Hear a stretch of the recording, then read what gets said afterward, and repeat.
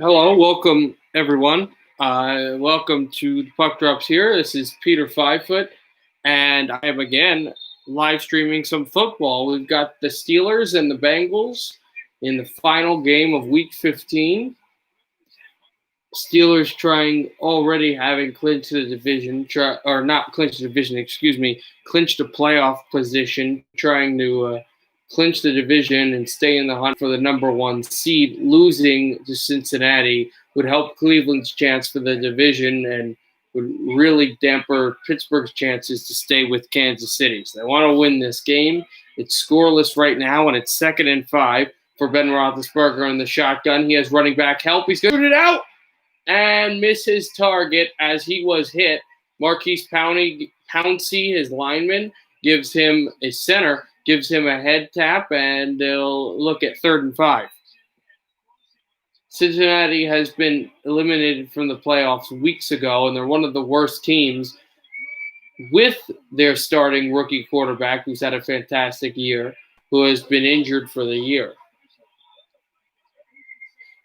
Second-year man out of North Carolina State, Ryan Finley is the quarterback for Cincinnati. But right now, Pittsburgh has the ball, and here is Roethlisberger. They blitz. He throws up there, and a great deflection. A deflection over the heads of Washington, and it will be a Steeler punt. Great defense here for the Bengals, which, their fans really want to win. I don't believe they've beaten Pittsburgh in, I think, 8 years or something. It's a long time, especially in this building. The Steelers have been notoriously really efficient in Cincinnati, but their defense, Jackson, comes up with a great stop, and the Steelers in their own end are going to be forced to punt. Jordan Berry. Returning this punt is Alexander Erickson for the Bengals, who fair catches it just at the 25-yard line, and with 10:58 to go in the first quarter, that is where the Bengals will get the ball.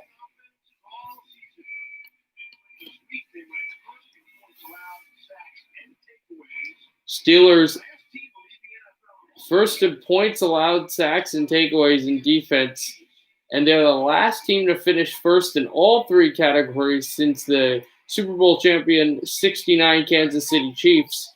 The Kansas City Chiefs to win the Super Bowl until last season. It's great Chiefs who stunned the world with their offense, not specifically their defense. They go over Bernard, who broke a few tackles and gets 5 yards to the 30.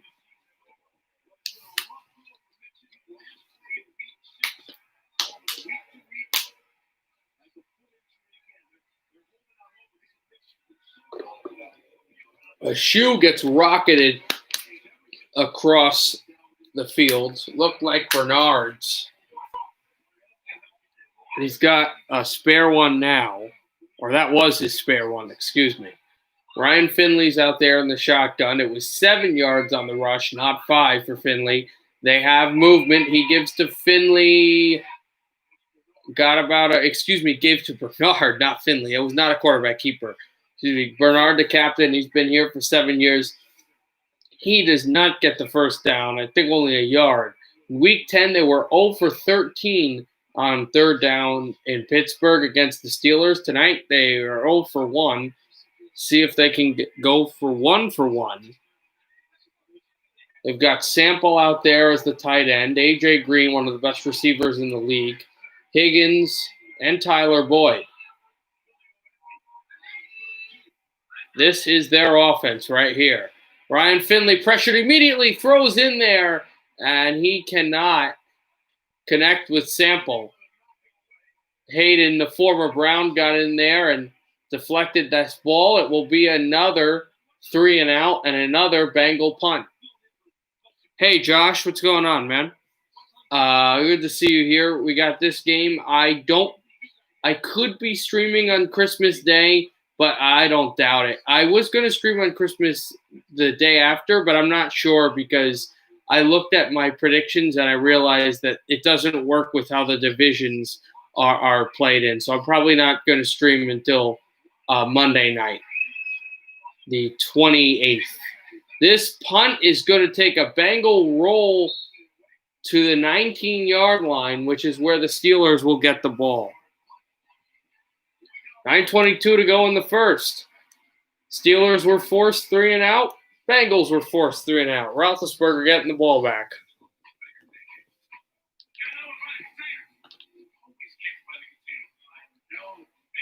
So the Ravens, who did really well yesterday, just so you know, I don't know if you knew this, but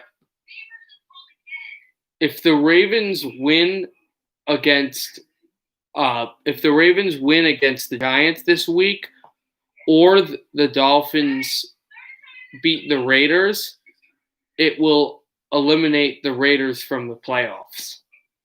So then you just have to worry about taking a playoff spot away from Miami, Cleveland, or Indianapolis. If Tennessee wins the division, which looks likely.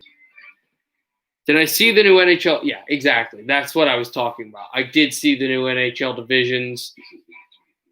I saw the NHL divisions when I made my predictions. I already knew what they looked like, but what I didn't know was, this is what screwed up the whole thing, I didn't know that the wild card is eliminated. It is the top 4 out of every division. You can't have 3 in one division and 5 in another. So I'll explain what I was confused at. So the quote-unquote Atlantic division, the one with the Bruins, the one the Devils are in, I had the Bruins winning the division, and then the Flyers and the Caps, the 3, and also the Rangers in the division, but the Islanders also going to the playoffs. So, Rangers, Islanders, Capitals, Flyers, and Bruins, 5. And then for the other division, I had only I didn't have 4. I had only Tampa Bay, Florida, and Columbus getting out. Only 3 teams getting out of the division. But it has to be top 4, which messed up my whole standings because I had the Islanders and the Rangers, and both as wild cards going to different sides, Islanders and Rangers meeting up in the conference final, and that can't happen. So I completely messed up. Here's the ball is loose. Ball is loose. Roethlisberger fumbled the snap. The Bengals say they have it. The Bengals say they have it. They do. Oh, my goodness. Ben Roethlisberger fumbled the snap, and Cincinnati goes right into the camera to tell you that they got it. They fell on the snap. Roethlisberger still is complaining to the referees, but it doesn't look like it's going to matter. Bengals are going to have the ball in Steeler territory. This ball butt fumbled. It fell off of the rear end of Maurkice Pouncey and rocketed forward right to a Cincinnati defender. I've never seen that. He tried to grab the ball, and it fell off the rear end of Maurkice Pouncey and bounced off of Maurkice Pouncey to a Cincinnati Bengals defender. So Cincinnati's got the ball. If you're wondering, you can watch this on ESPN. So now Pouncey and Roethlisberger and the Steelers offense are on the bench, and the Steelers are at the Bengals are at the Pittsburgh 20. Also, I'll spin this around since you don't like the Steelers. Handoff to Samaje Perine for about a yard. Williamson makes the tackle. But anyway, that's what I had happening in the Eastern Conference. Also, it messed up in the Western Conference, too, because I had the same situation happening in the American Pacific Division, where St. Louis would play Vancouver, because I have that happening. That completely messed up the standings. I will tell you right now, because the division winners aren't changing for me, who I have winning the division after this play. Also, let me know if you're watching the game on TV. Here is Finley throwing it and Getting a first down, it looks like, to his tight end for 10 yards. You are watching it. Okay. I'll tell you who I have winning the division here. Not in the NFL, like in the NHL. I have the Bruins winning the Devils division. I have the Lightning winning the President's Trophy and the other division in the Eastern Conference. I have Vancouver, knock on wood, winning the other division, the Canadian division, North division, and in the Western division, the American West division, I have the Colorado Avalanche winning that division, and the Avalanche, as there's a penalty flag, looks like a false start, and the Avalanche, it is, winning the Stanley Cup over the Islanders in 5 games. So, because I don't think I'm going to do the prediction video now, so I'll just let you know, I have the Avalanche beating the Islanders in 5 games in the Stanley Cup final.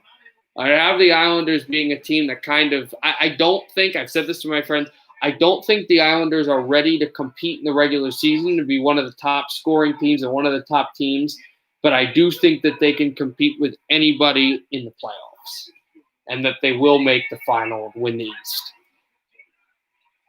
Frank Campbell doesn't think that they'll win the whole thing. Here's Finley trying to get out. Finley trips up on 1st and goal. It'll be 2nd and goal for the Bengals. You want to score here if you're Cincinnati. Really want to score a touchdown if you're Cincinnati because the Bengals, the Steelers should not have fumbled, and they did.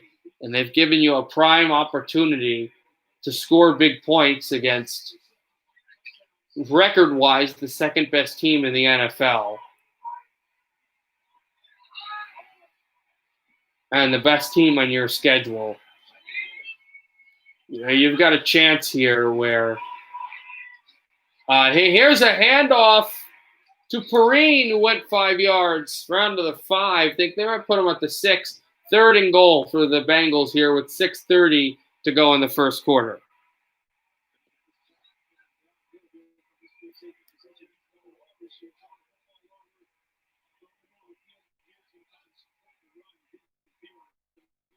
Yeah, but, I mean, the Bruins are just a good team. I really believe in the Avalanche, though. I think that they're – look, I don't like the Avalanche, but you got to admit, they have a really good team. Their only weakness right now, where they're weak to some teams, even like Vancouver, is goalie. Finley goes down. TJ Watt Williamson connect, and they have forced a field goal.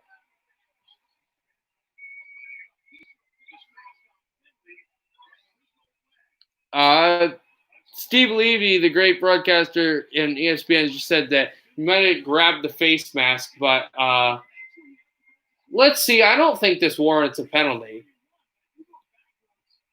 I mean, he swipes at the face mask, but it doesn't look like it moves. Field goal coming up for Cincinnati. Austin Scheibert, his first ever field goal attempt with the Bengals. He's another former Brown playing here. Here is the kick. It's up. And the first point of the game goes to the locals. Points of the game with 5:12 to go. Cincinnati takes a 3-0 lead.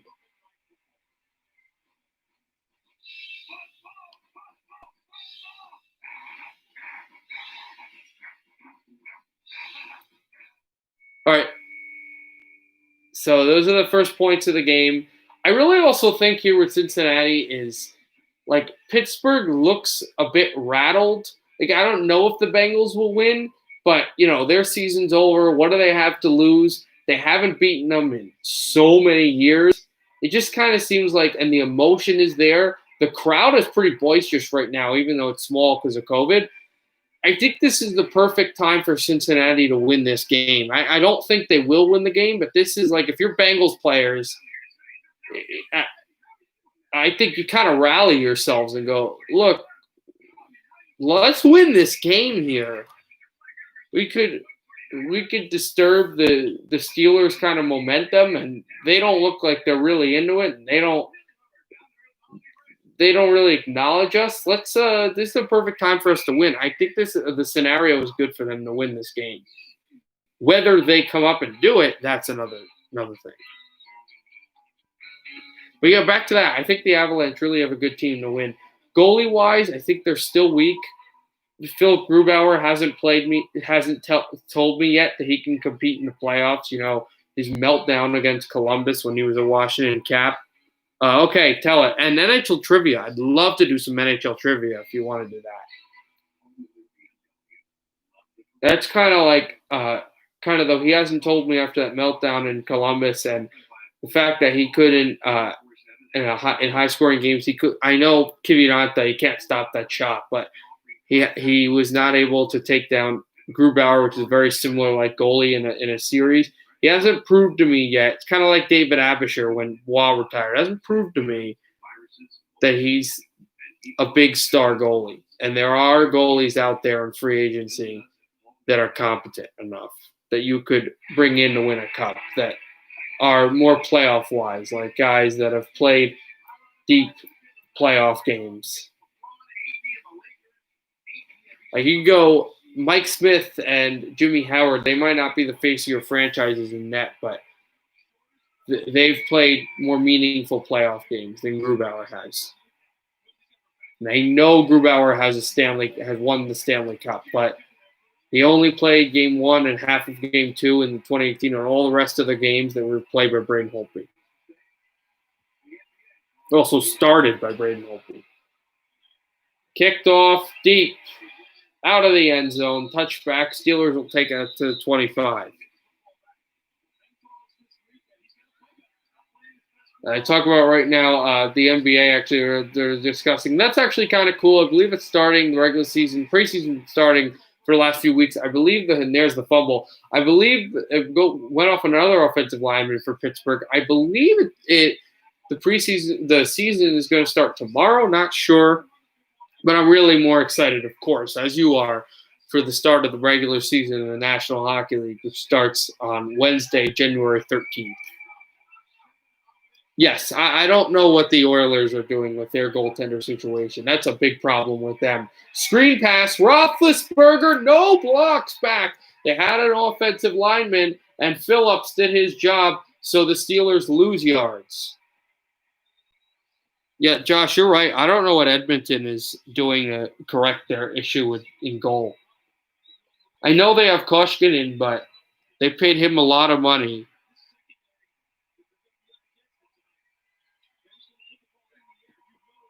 Question, what's the best NHL goalie who won the cup for your team and recorded many shutouts? For my team, I'm not sure what team. If you're talking about the Devils, Brodeur, right? Here's a handoff up the middle. He broke free for about a second, and then the Bengals got to him, third down. This is the thing. The Bengals crowd is going crazy here. I don't know if this is their final home game. I'll look. I think they go on the road next week, but I think they've got a home game against the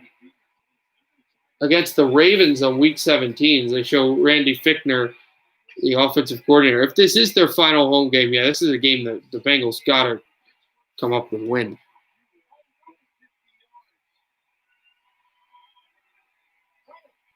Yeah, it's funny.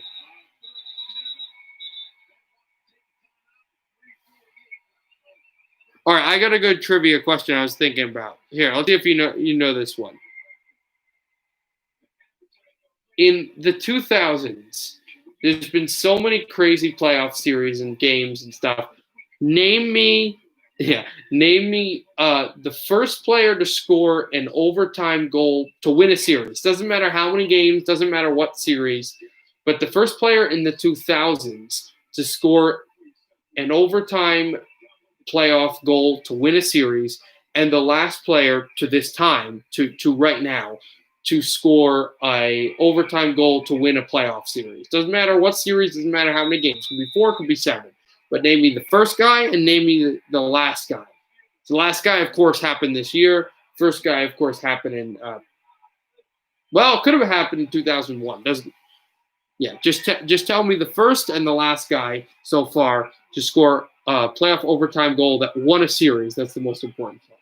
Roethlisberger, shotgun snap on 3rd and 7. They come for him. Thrown, almost intercepted. That hit the ground as the Bengals are are talking about that, say it's a fumble, whatever, but no, hit the ground. It'll be a Pittsburgh punt. It will be a Pittsburgh Steelers punt, as I'm just looking for the Bengals schedule. Bengals are on the road in Houston, who is eliminated, but hopefully Texans can win. And then the Bengals are at home against Baltimore. So this is not their final home game. Their final home game will be on Week 17 against your Ravens. This will be punted. Yes. That is the last. That's correct. Let's see if you get the first. Here is a return which will go to about the 27-yard line of Cincinnati. Williams hugs one of the Pittsburgh special teamers that made the play. And here comes Ryan Finley. Ryan Finley, interesting thing, they show you he played at Boise State and NC State. My dad used to be athletic trainer for high school in New Jersey called Irvington. And in Irvington High School, they had I forget the guy's name, but they had a really fast receiver, athletic receiver, who's now in NC State. And when he was a freshman, his senior quarterback was this guy, number 5, you see here for the Bengals. So kind of cool connection. I never met Ryan Finley, but I did meet this receiver who played with him for 1 year in college. So yeah, try to think of the first guy. It's not an uncommon goal. Here's a throw to A.J. Green to the 41-yard line of Pittsburgh. He went for the deep shot, and he got a great throw to one of the best receivers in football. He fools Joe Hayden, the former Cleveland Brown. Both players know themselves pretty well, and A.J. Green, just an easy catch bucket right over the sideline, and boom. That will take the Cincinnati Bengals into great Pittsburgh territory. Finley under center. Finley has a clean pocket. Finley is going to air it out again. Thrown, deflected, incomplete by Hayden. Tyler Boyd, who is holding his face, and Tyler Boyd might be hurt. He collided physically down as Dixon is there, and here come the trainers as Tyler Boyd's helmet hit the goal line, and he is still down with 3:05 to go here in this first quarter. So here's the play. It goes in right for the hit, and he lands awkwardly, and then there goes the helmet, and there goes the snap of the neck. And that might be the thing. I mean, he twists a little bit, but then he goes straight back, butt, and then helmet, and then that neck twists back a little bit, jerk. Okay, that's the only series you can think of. All right. Well, let me know if that's your guess, and let me know the goal and goal score.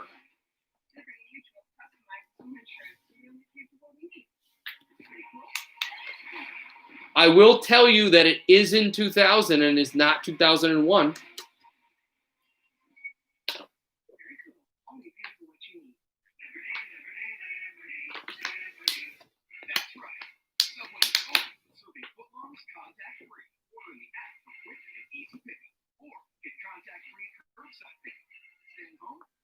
So right now we're waiting commercial because of injury timeout.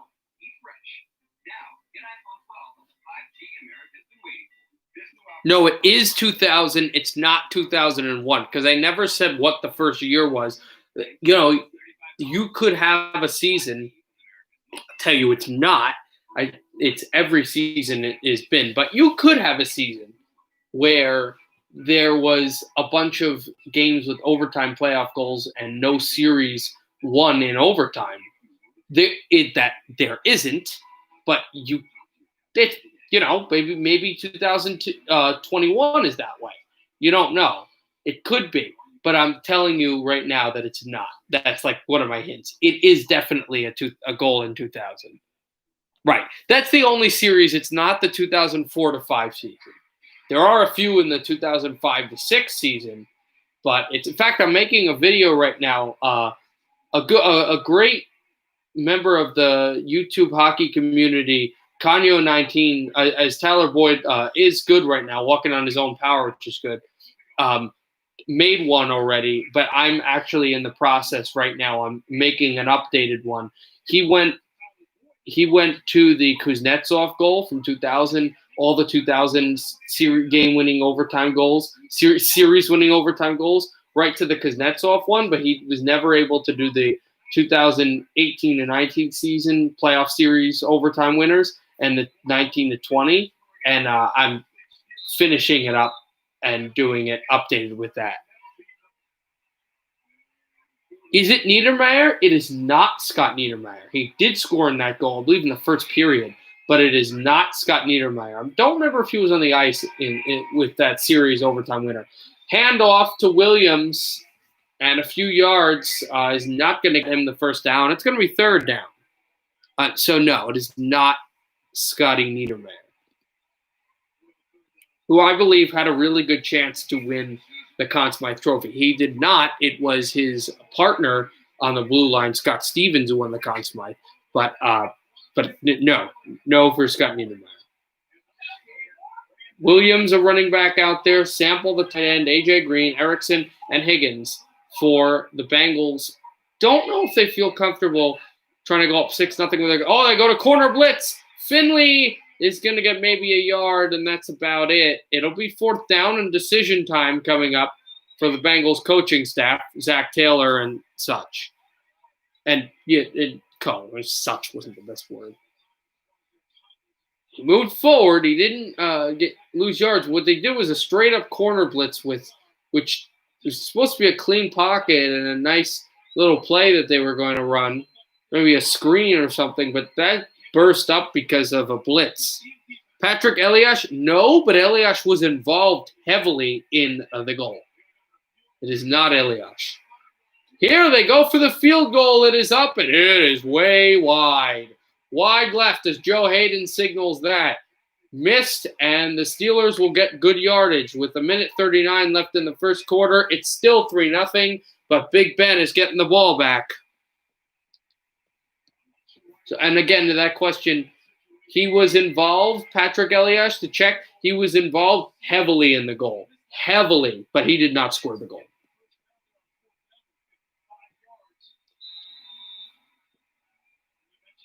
Hints, please. He was on Patrick Eliash's famous line. If you know the line and you know who was healthy in that game, in overtime, then this should be very easy. If you don't know the line or who was healthy in that game, then it might be tricky. Deflected by the linebacker out in coverage. Correct. And it'll be 2nd and 10. This is surprising to me how hard this is for you because most people would get it. And I know you're not a Devils. Well, you like the Devils, but I know that's not your team first. You know the game pretty well, but not that. I have a feeling, though, your next guess is probably going to be the answer. Here's a screen pass, and this will get about 2 yards, and now 3rd down for the Steelers. They are not in field goal range yet. You know, they don't want to just play a field goal game against Cincinnati, who is 2-10-1, and the Steelers are the second-best team in the NFL. Idiot alert, did you just figure it out? Yes, it is. Yes, it is. It's the future blue, Jason Arnott, because the injury might have gave it away. Peter Shakota getting clocked in the first period. And, Smith-Schuster got hit. They're saying now that he made a football move and it was an incompletion, but what's new? Juju Smith-Schuster getting hit and losing the ball against the Bengals. On 3rd down, Smith-Schuster gets the ball and gets clocked by the Bengals safety. Yeah.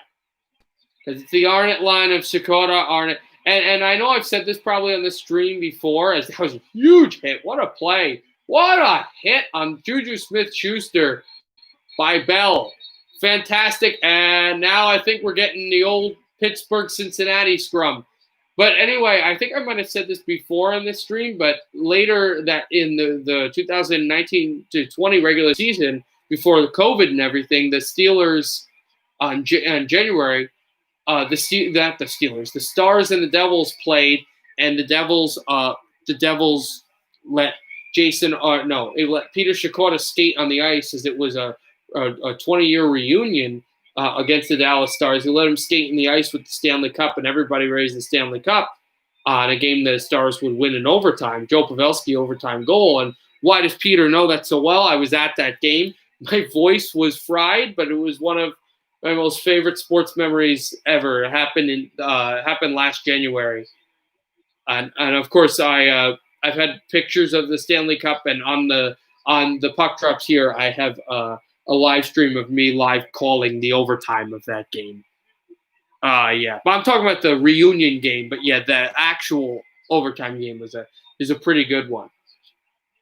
My favorite game of that series actually is not Game 6. It's Game 1. I don't know if you ever watched Game 1 on either live or on YouTube or whatever. But Game 1, I think they won 7-3. Oh, Scott Stevens had a goal in that. Ken Danico had a goal in that. Arnett Chikora, the usual guys. Sergei Brelin had a fantastic between-the-legs goal. And Game 1 is my favorite goal of that series. It was my favorite game of that series, no matter what. In fact, while we go in commercial, you know what I'll do? From each this will be fun. Since I'll do the 2000s, not the 90s. I'm going to give once we get to commercial, and every time we're at commercial, I'm going to, if you're okay with this game, I'm not sure about that. What do you mean? What are you not sure about? Anyway, at commercial, what I was going to do is give say a series, and I'm going to say a series, and I'm going to tell you what a Stanley Cup Final series, not any series. And I'm going to tell you my favorite game of that series, and you can tell me yours. What are you not sure of? That you watched it or what? So they're still reviewing if it was here we go.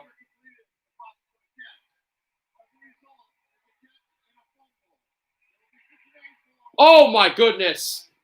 Not only that, but they said he completed the catch, not just an incompletion. So not only does Juju Smith-Schuster gets rocked, Cincinnati keeps their timeout because they challenged it. Cincinnati keeps their timeout, and they get a fumble, and they get the ball back. What a series for the Bengals.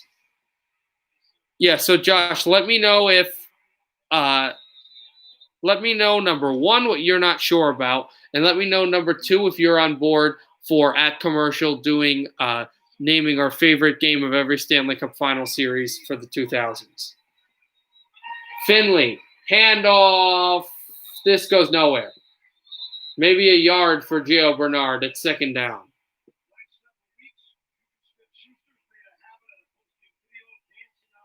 Oh, okay. You can work after 1985. All right. So, all right.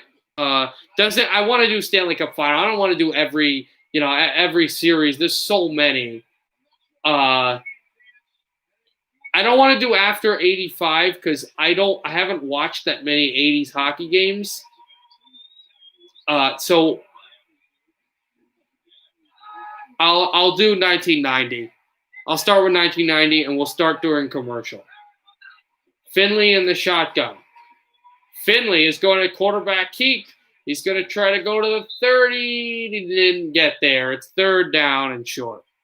Yeah, we'll do 90. We'll start 90. So first quarter's over, so we can start right now. Bengals and Steelers. Bengals have a 3-0 lead, and they've got the ball after a crazy fumble hit, and they are marching. Third down when we come back. All right. 89-90 Stanley Cup Final, of course, was the was the Stanley Cup final between Boston and Edmonton. For me, it's game one, the longest game in Stanley Cup final history. And Edmonton got an overtime goal. I don't think it was Yuri Curry, but I do know it was a Finn. And it was a crazy game. That was definitely, and Boston lost. That's definitely my favorite game of that series. Game one. Yeah. Yep. The goal scorer, I don't believe it was Curry. I believe it was like a third line winger or something. And that was a pretty good goal, pretty good game. Yeah, that'd be my favorite. Yeah, tell me yours.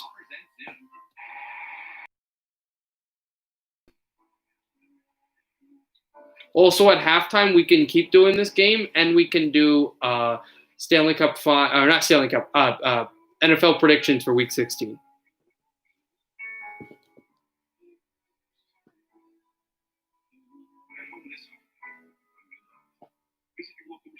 All right. Well, you think of that, I'll give my 1991 one, which is the Minnesota and Pittsburgh. Also, game one. Lemieux makes the move between his legs, or not between his legs, but where he gets Casey to go down and right to the side. Yeah, that was a good one. And then 92 for me, we continue with the game ones. That was one where Chicago had a lead. And oh wow. Yeah, I'm just gonna pause what I was saying about Chicago. Oh wow, Kevin Green, one of the great Steelers, one of the hearts of the Steel Curtain. Even though I don't like the Pittsburgh Steelers and you loathe them, wow, he was a fantastic. I don't know him. I guess he was a fantastic guy. He was a fantastic football player, one of the great Steel Curtain hearts and souls, and rest in peace. Game 4 for you. Mine is game 1. The Chicago Blackhawks were up, and then Pittsburgh Penguins back. A crazy game. First down thrown, and this ball is going to end up to the 17-yard line of Pittsburgh. Higgins will get the ball. But anyway, back to Green. Wow. Rest in peace. He was a fantastic football player. I assume he was a great man, and wow, absolutely. Rest in peace to him again.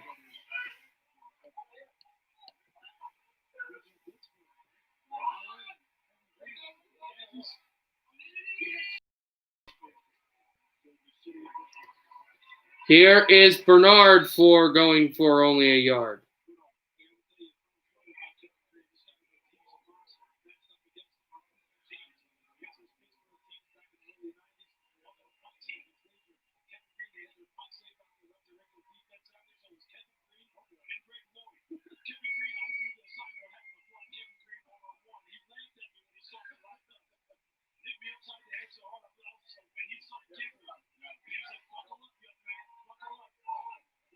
So I don't believe he played in the Steel Curtain. I think that was a little bit too early of an era. I got that. That was an error on my part, but absolute legend anyway. Rest in peace again. Getting out of there is Finley for a few more yards. 1993, game 3, 4-3 in overtime. Game 2. If that's the one you meant, it's game 2 for me all day. The Marty McSorley, the stick. Desjardins, the great call by Bob Cole. Oh my God, game 2. I think if that's the game you're thinking of, that's game 2 for me all day. I think game 2 is the one you're thinking of, because I think game 3, the Canadians blew the doors off of LA, and that was in LA, and they crushed them. But game 2 for me all day. The Desjardins overtime goal and everything, that was a crazy game. Here's a throw, first and goal to the 4-yard line. And the Bengals move the chains again. Yeah, game 2 is mine. For 94, Game 7 was an epic game, but I don't like Game 7. We don't like Game 7. So it's close for me. To me, it's Game 6 because of how the Canucks played, how resilient they were down on their backs, and also the I don't know if you know it, but he'll play on crutches and he'll play. That whole thing where Trevor Linden was injured for most of the game and he still blocked shots. Hand off to Bernard, trying to go outside. Bernard scores! Game 1, oh yeah, they won that in overtime. But he scores! Bernard, the first touchdown of the game, and the Smith-Schuster fumble and getting rocked. That's going to rock the Steelers.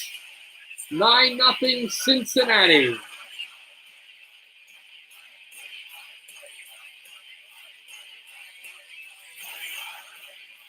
The juke by Bernard.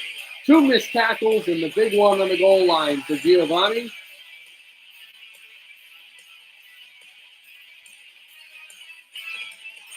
And we now will score. Extra point is up and good. Cincinnati takes a 10-0 lead. Bengals in a very emotional game at home, their second to last home game of the year against Pittsburgh, have a 10-0 lead, trying to give the Steelers a third straight loss. All right, here we go. Yeah, you said Game 1. Yeah, that was a pretty good one. The Steelers thought they were gonna. The Rangers thought they were gonna roll on to another great win. They thought they were gonna sweep the Canucks, and the Rangers hadn't lost a playoff game since Game 5.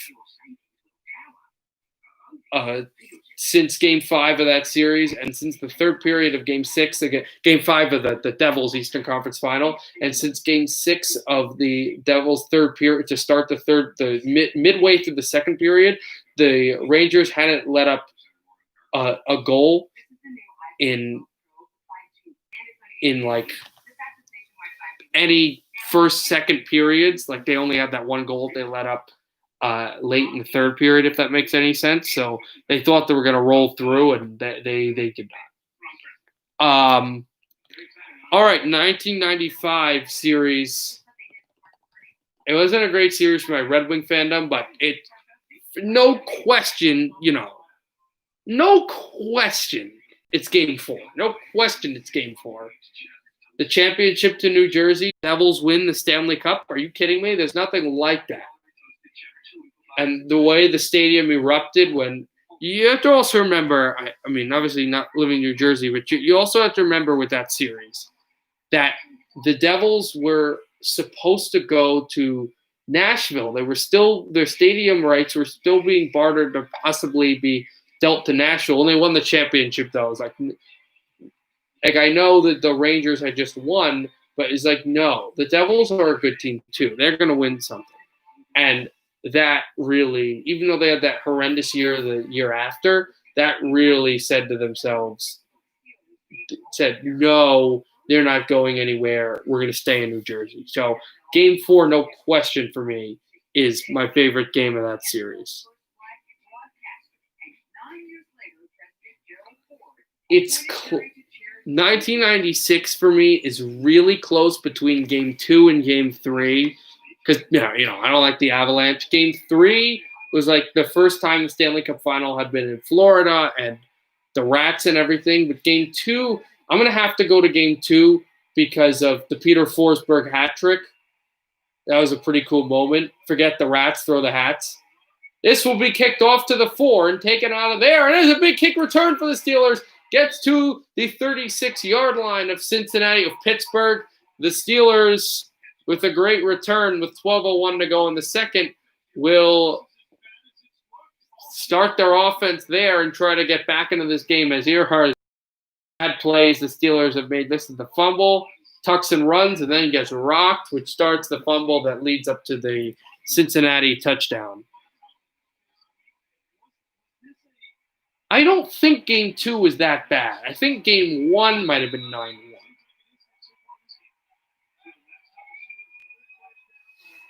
But that was game 3,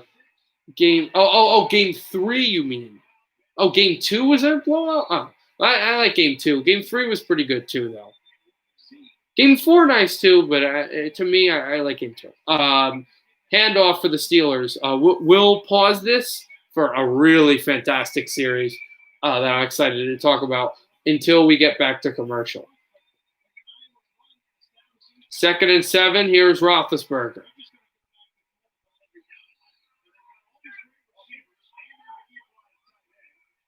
I was wondering what you were talking about, Marshawn. Yeah, that was pretty cool.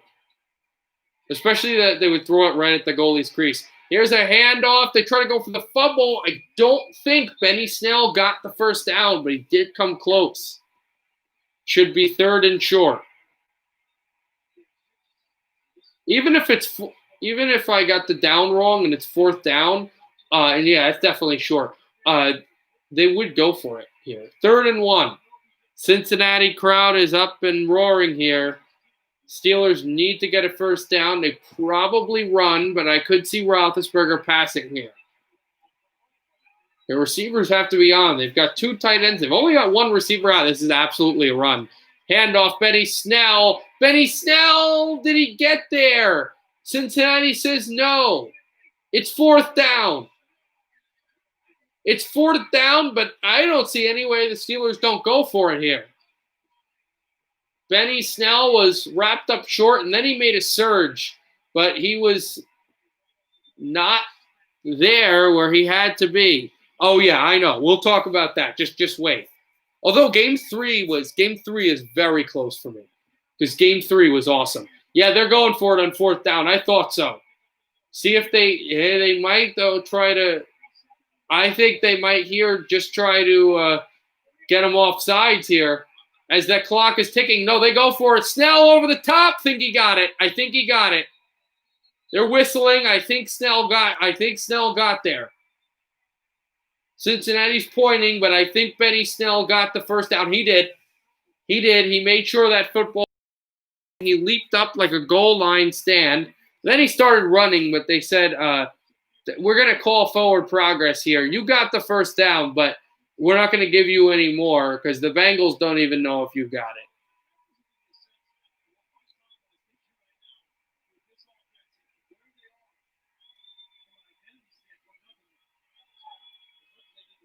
First and 10, and it's the first down. It took them a long time, but it's the first down in this game for Pittsburgh. Ben Roethlisberger, play action fake. He's got a nice clean pocket. Thrown and hit, and Pittsburgh wants a penalty. Eric Ebron wants a penalty. He is down on the field. And Cincinnati is playing physical and hitting hard with the receiving core of Pittsburgh. But unlike several 6-7 meetings ago, the refs are calling it clean here. They are not saying that these are penalties. It's a big hit on the former Lion, Eric Ebron, who wanted a call. The throw is right into coverage, and the referees are saying if you're going to throw into coverage, the corners can protect the ball by hitting. Roethlisberger still yapping. They're going to go to commercial break because of injury timeout with what's happening with Eric Ebron.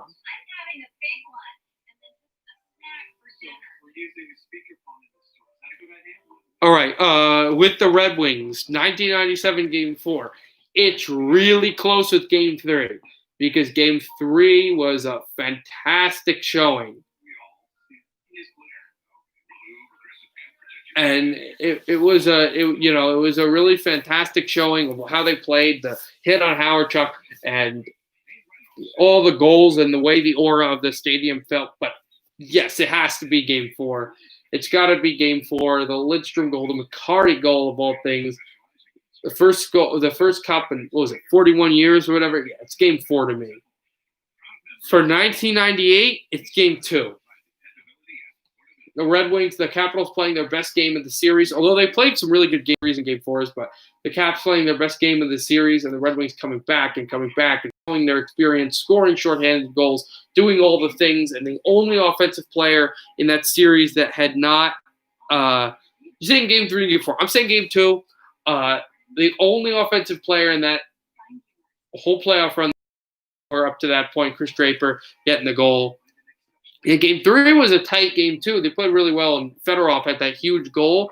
If you remember, if you know, on that season, Sergei Fedorov held out for most of the year because he didn't like the money he was given, and he almost went to Carolina. And the whole thing was, oh, Fedorov gets way too much money. And of course, Gary Thorne's great call of, that's why you pay him $1 billion, because pay him is, I don't care how much this guy's making if he's going to score goals that eventually get us cups. Yeah, first final I was at, the Devils won the cup, which is really cool. That's 2000, obviously. We already went through that. 99, game 1 for me, and I'm biased a little bit because I don't like the Stars. I know a lot of people who do like the Stars. I don't, and I do kind of like the Sabres. So game 1 for me, Jason Woolley in Dallas. That's my favorite game. I don't like game 6. I also work with a guy who's a really big Sabres fan when I work. False start against tight end for Pittsburgh, Vance McDonald. We're back. So 99 for me is game 1, Pittsburgh and Pittsburgh. Still saying Pittsburgh. Now, they lost in the second round to Toronto. Buffalo and Dallas. That's mine. Game 1. I know what yours is. Claypool was screaming that he was open.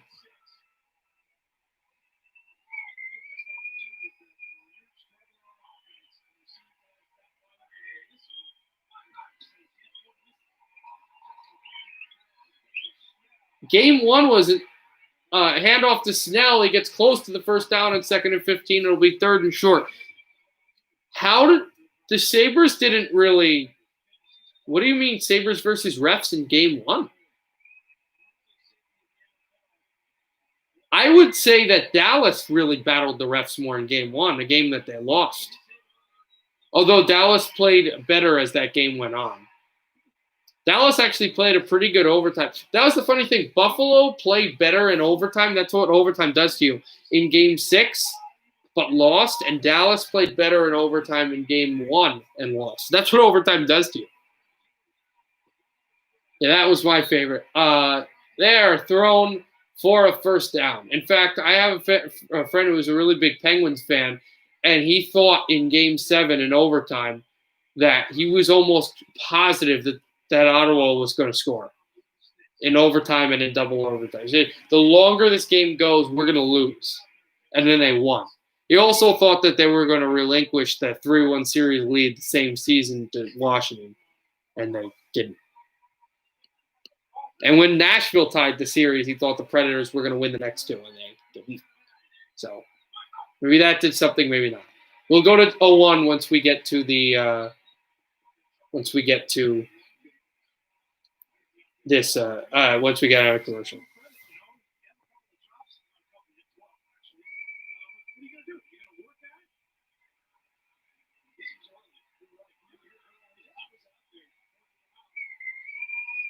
They show some Pittsburgh Steelers player, not sure who it is, but one of their receivers working on catching the ball at the catch. What about 0-0? I said game 1 and you said game 6, I'm pretty sure, before we even started this, when we were talking about Jason Arnott. Here is Claypool's going to lose a lot of yardage. Brought down at the 50. It's 3rd and a lot more. 6:45 left, and we have talking between Pratt and Claypool. Hubbard was back there as well, but no flags, no fighting. So this was a end around to Claypool, and he was not able to get a lot.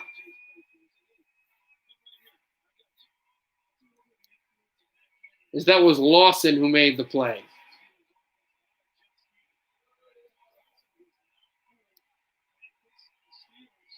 He leads the Cincinnati Bengals with 4.5 sacks, 23 quarterback hits, and a forced fumble.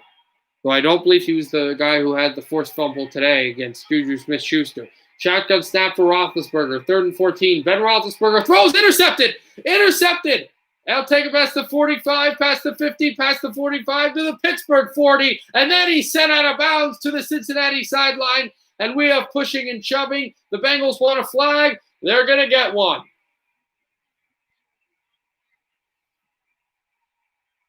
And there is a brouhaha at the Cincinnati sideline. We'll see the penalty. I think they're only going to give one, and I think it's going to be on Pittsburgh for a late hit out of bounds. So here's the play.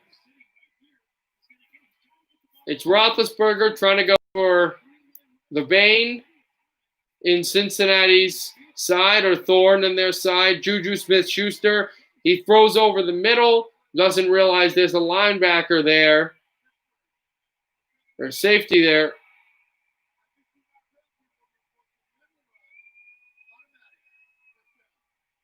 And they do call as Alexander with it, and he does a little bit of a walk, and then he gets shoved out of bounds by Oracafor, which, let's see, goes to the 40 that they're going to throw 15 yards on the penalty, and that is going to be, that should be at the 20, or yeah, it should be the 25-yard line where this ball goes. Chukuma Orafor at the 26, because he was at the 41, is where the ball will be for Cincinnati. Finley, handoff. Bernard, first down. And right past the 15. An 11-yard gain for the Bengals, and they will try to drive for 17 points. 7 points, but they would have 17. That's the point of that. Negative 2 yards for Roethlisberger. The interception. He's been very bad.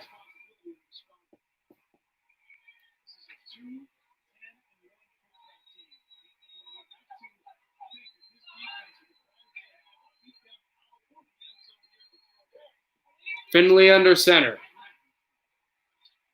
Finley handoff. Bernard looking for room, and this incredible defense stacks him up for a loss.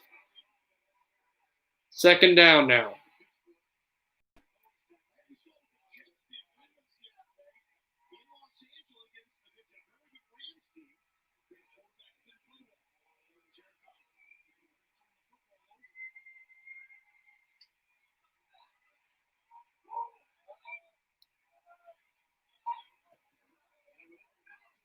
That commercial, I'll tell you mine. Game 5.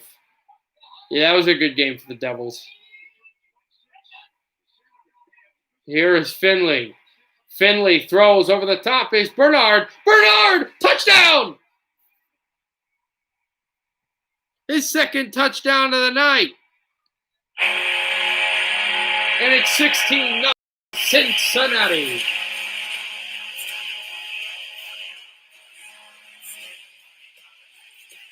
This is a touchdown pass for Finley to Giovanni Bernard.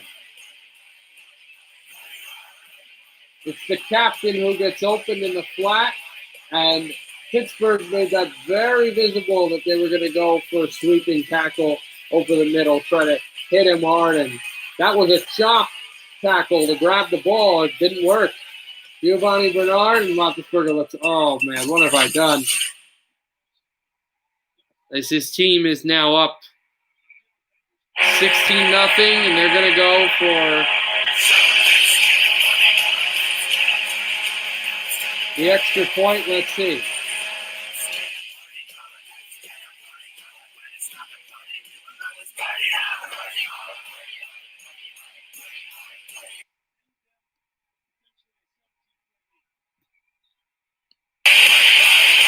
Extra point here. Snap. Hold is good. Kick is good. Yeah, he made it. Cincinnati 17, Pittsburgh nada. Another Giovanni Bernard touchdown after another forced turnover by the Bengals defense. A fumble and an interception on the stat sheet of Ben Roethlisberger. Bengals in control late in the first half. Oh, yeah. I'm very embarrassed at this. If you're watching the same commercial I am, of the 4 teams in the college football playoff. Texas A&M should be there, but not even. I'm done with that. I'm done. I'm not even going to get there. The team in gold, you see, Notre Dame should not be here. A&M should be against Alabama, but I'm not even going to start. Bad. It's bad for my health. The day after December 2nd will be the game they'll be streaming, but it's bad for my health. I'm not even going to get there. Devils and the Avalanche. Mine is game 4. Is the Avalanche played a really good game in that game, but the Devils came back and they forced Patrick Waugh to play really bad. And I know game 5 was a really good game for the Devils too, but game 7, even though the Devils lost, it was an outstanding game. If you want to watch a hockey fan, that was a fantastic game. If it wasn't the Devils, that would probably be my favorite. And if it was the Avalanche losing to a team that I like, it would definitely be my favorite. But game 4 for me is the one. Game 4 for the Devils. The 0-2 game. That's game 5 for me. Everybody loves game 3. Game 3 was a really, really awesome game, but that's game 5 for me. The Red Wings, they showed up. They played 60 minutes, and the Carolina Hurricanes played well, and the Red Wings just played tougher. And game 4 was the best game the Red Wings probably played in that series, and it was the Carolina Hurricanes' worst. But game 5 for me, that's the game. Game 4, yeah, that's what I'm saying. Red Wings played probably their most complete game. My favorite game of that playoff run would probably be game 1 and game 7 against the Avs. But game 5 is my favorite. For 0-3, there's so many. There's so many, but it's game 7. It's game 7 for me, but there's a lot.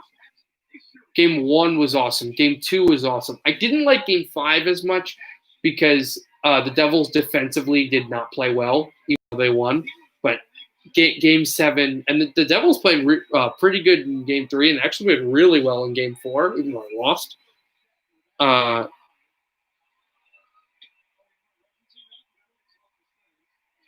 It's probably biased because I like the Red Wings. Game 4, you're saying?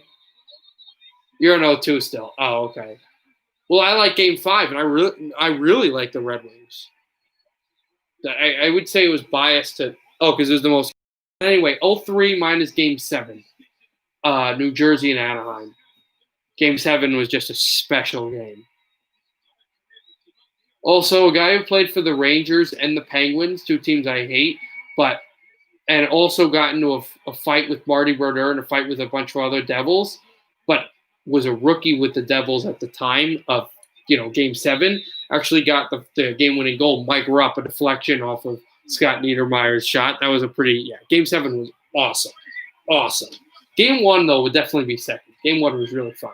Ben Roethlisberger throws a sidearm. There's gonna be a penalty, and they're gonna get the leg tackle to go. Cincinnati is just firing on all cylinders. And Pittsburgh they're suffering from, I guess, stage fright. I don't even know what's happening.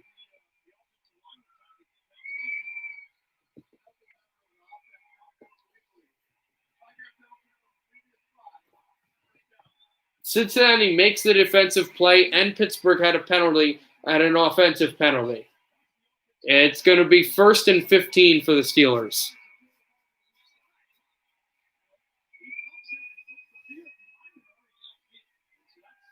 Things are going bad to worse for Pittsburgh.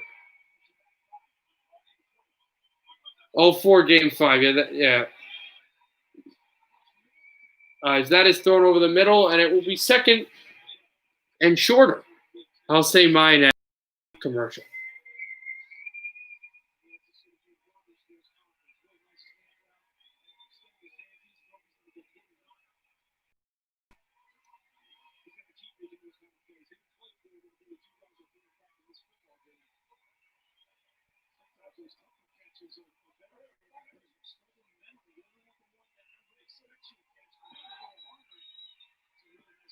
Second and 6 for the Steelers. Roethlisberger, handoff, Snell is going to be wrapped up after about a yard to gain. It'll be 3rd down.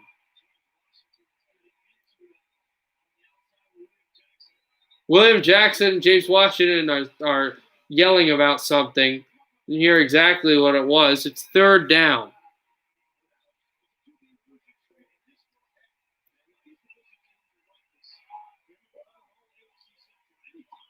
Close to the 2-minute warning.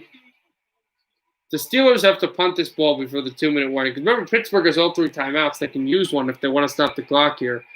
That would be really bad for them. Thrown to the outside. Another deflection on Smith-Schuster. Oh, there's a flag.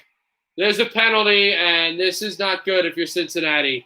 They get a ridiculous penalty for showboating because there's the deflection, and he stood in front of Smith-Schuster, not sure the corner, stood in front of Smith-Schuster and kind of bragged his arms and smiled at him just at how they've just dominated Pittsburgh. No reason to do that. No reason to say, and I know in the middle you.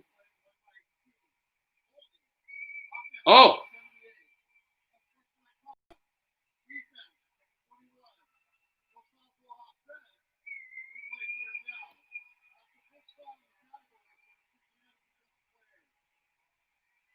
How about that?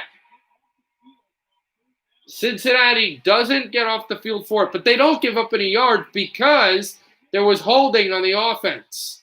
Now this is the play, Alexander, and the broadcasters are going to say, "We saw you make the play. We did that." I understand. I've played basketball. I've played a red cross country track. I get it. I get that you hear people saying, "You don't need to do that," and that doesn't come into your head. Like, you feel so much adrenaline, you want to do that. You just have to tell yourself to stop. Deflected off of Smith-Schuster again by Alexander. And this time he's not going to showboat in front of the receiver. He showboats with his team. And this will get the Bengals off the field, stopping the clock with 2:36. Pittsburgh punt coming. So now you get, see, there you go. Now you get to make the play. And all you got to do is run over to your team, and now you can do the shrug. Perfect and lawful by the Steelers. Pittsburgh going to punt here. This will be caught. Is he touched? I guess it was fair caught. Not sure. And the Steelers have dominated Pittsburgh, and they're going to get the ball before the 2-minute warning. The Steelers are ticked off, and the Cincinnati Bengals are well in control in this fantastic rivalry. And we're going back to the game. So we were going to commercial, but they said, you know what, let's get back to this game. They're about to snap the ball. There's only 29 seconds till the 2-minute warning. This could be the final snap till the 2-minute warning. Here's Finley, hands it off. And it is Bernard. This is the obviously the game where Antonio Brown got rocked in the head by Burfict, and we still haven't won a game against this team, Cincinnati against Pittsburgh. And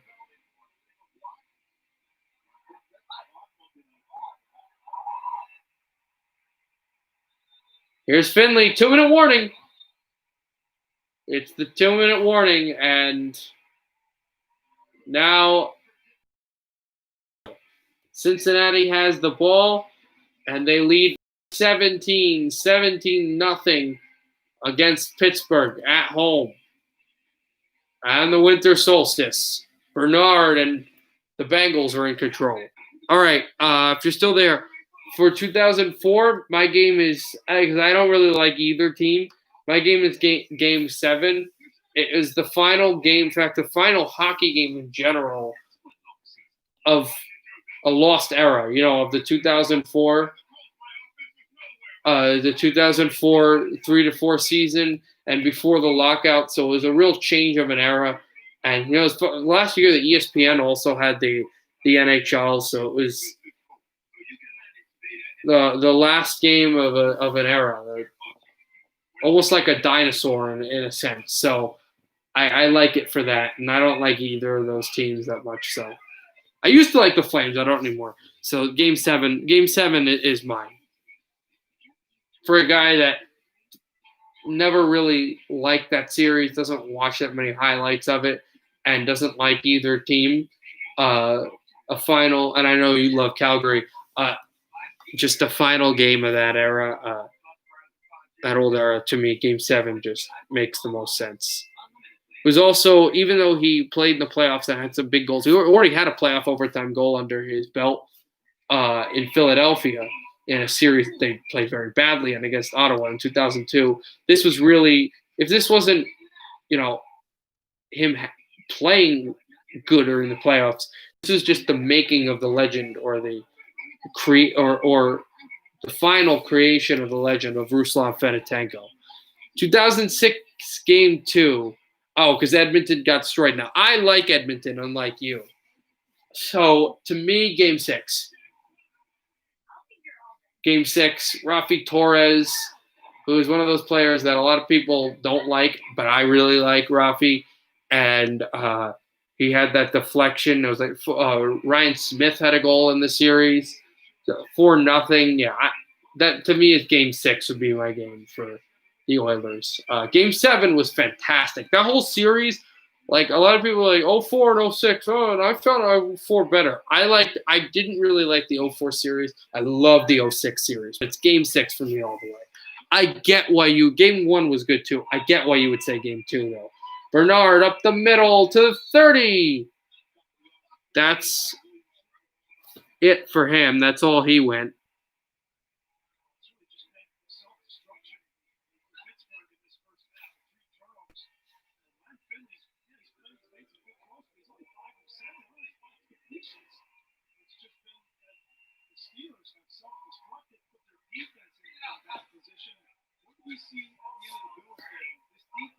Third and 5. 17 points, all points off turnovers for Cincinnati, and Pittsburgh has turned the ball over twice, and they've not been able to force any Bengals turnovers. Here's Finley getting out of there, throwing on the run, dropped, and a good defensively as Higgins could not catch it, and the Steelers force a punt. They stopped the clock too at the minute and 13. I'm not sure who's getting the ball next to start the second half. I think it might be Pittsburgh. Also, that was Nelson on the coverage. 2007 Stanley Cup Final. Game, this is, again, I don't really like either team.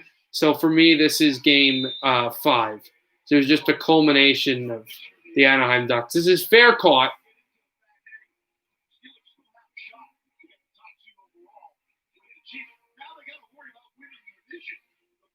They're talking about the Steelers and the division with the Browns. But not only that, the Steelers, I didn't even realize it. The Steelers are still not secured the 2 seed, but the Steelers, the Bills, I mean, they're going to need a lot of help, but they could get the 1 seed too. And the Steelers, again, losing to Cincinnati does not help them.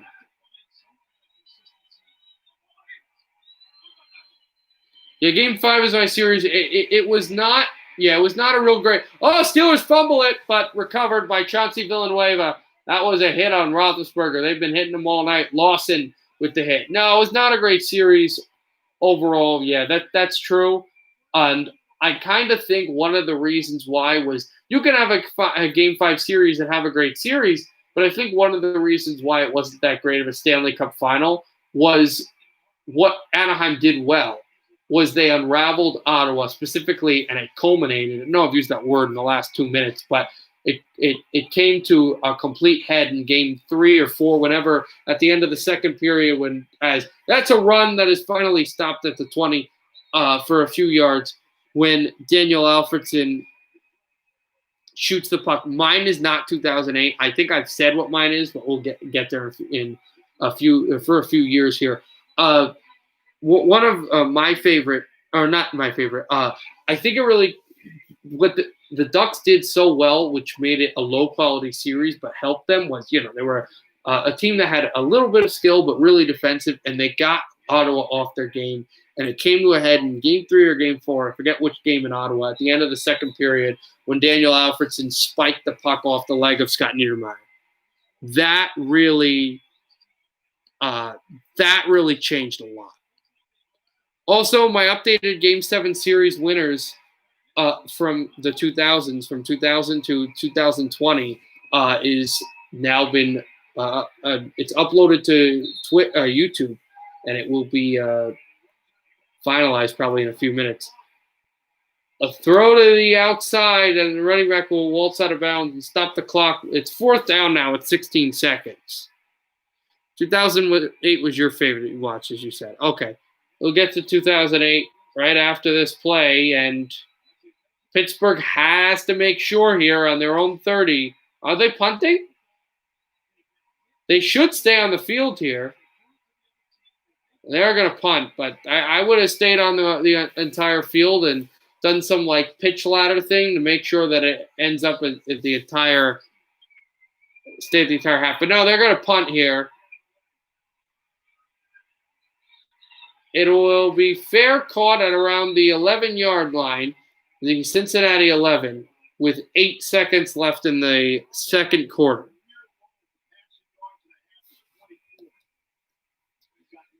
All right, we'll do the 2008 series once this half ends, but then we're going to go right to NFL predictions, if that's okay. Well, actually, once the half ends and we do the 2008 thing and I figure out what your favorite game is, I want to do something. Like, I'll leave the screen, and then we'll get back to games for the NFL.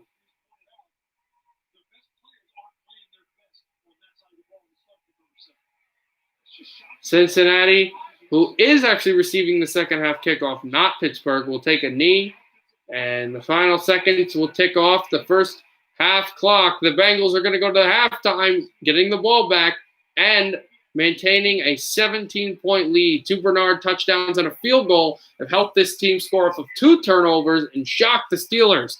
They lead by 17-0. All right, what is your favorite? I guess probably Game 5 or Game 6.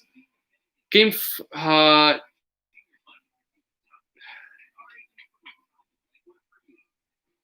is a close one. For the first time in this, and probably only time, this is the one time my favorite game is actually a loss. Game 5. Game 1 was awesome, and Game 6 was really cool that they won the cup, but Game 5 was just spectacular, and I mean, it's just a rebound that juiced in with Peter Shikoda. Just how good. The Red Wings were down for so long, how good they played. Game 5, I know they lost, but I mean, if they had lost the final, Game 5 definitely wouldn't be my favorite game. But since they did end up winning the very next game, Game 5 is my favorite final game. Game 6. Okay, we're going to get into NFL games in 1 second. I just need to do something outside the room. So I'm back in a few seconds.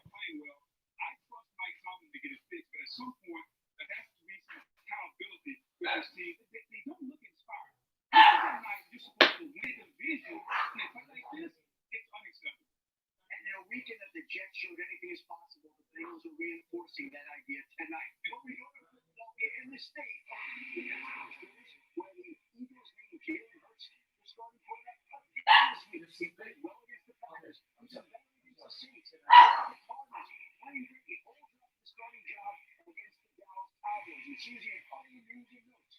Why Evans left the two string back. Such a high string back.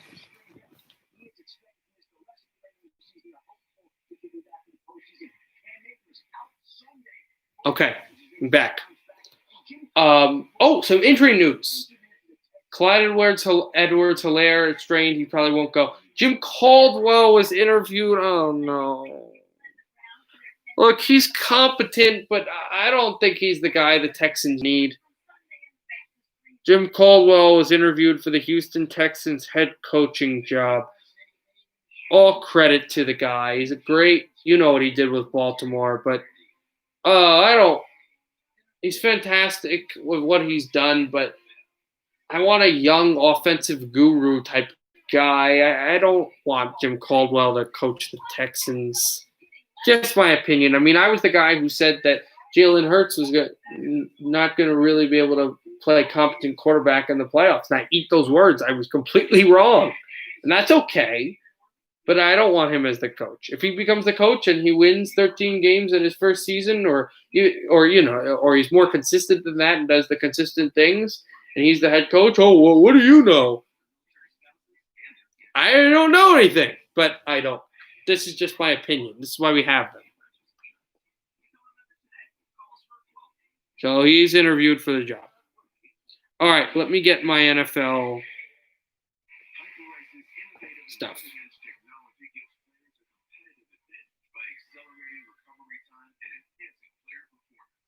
Just give me a second.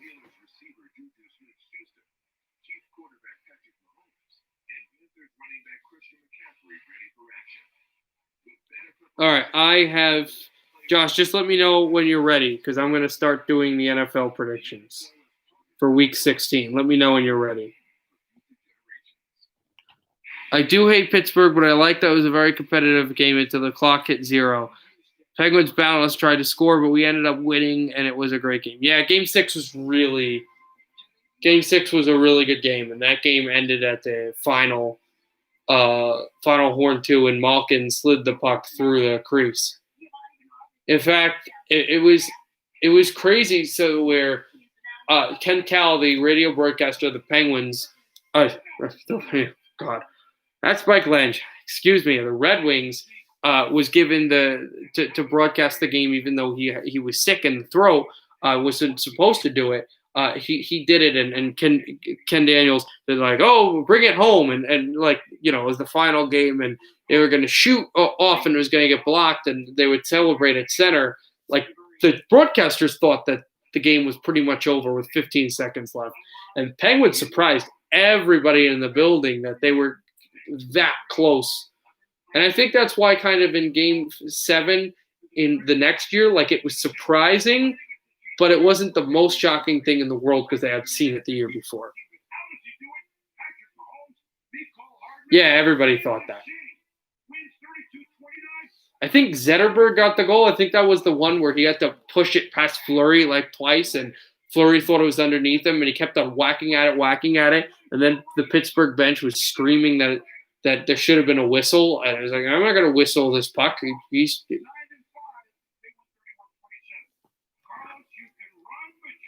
And then Pittsburgh scored that goal with 6:30 left in the third. And then they were on them for the rest of the third, and they just couldn't. Well, they actually kind of stopped with about 2 minutes and 30. The Red Wings defense kind of pinched and did well. But then in the final 50 seconds, the Penguin surge came back. All right. Tell me if you're ready for – let me know if you're ready for the NFL games. Ready, Week 16? Okay, let's go. New Orleans and Minnesota. I want to say Minnesota, but they usually kind of implode at this time. And I don't know if they're eliminated, but they're doing the Bears-Vikings highlights. I'm just going to shut up for 1 second to see if he says that they're eliminated. They didn't say, but I don't know. But if the Vikings aren't eliminated, they're going to be eliminated after. Vikings and Saints 34-20 over Minnesota. Saints win. Oh. Wow. Picking Minnesota. One of the 3 Saturday games, Detroit against Tampa Bay. Bucks win in Hockey Town, 35-30. Bucks win 35-30 over Detroit.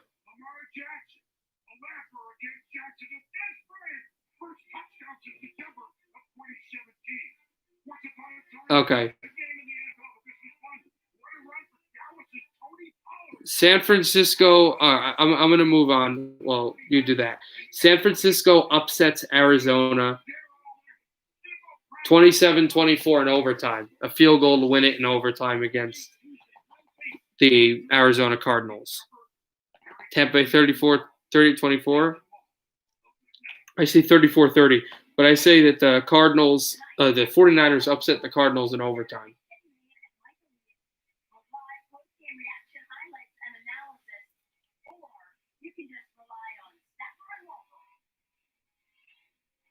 The final game of Saturday.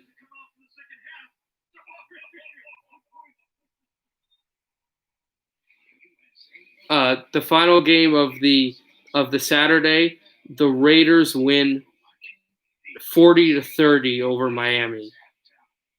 I have the Raiders winning 40-30 over Miami. Remember, the Raiders need to still be alive in the playoffs into Week 17. They need a win over Miami, and they need a loss by you guys against the Giants.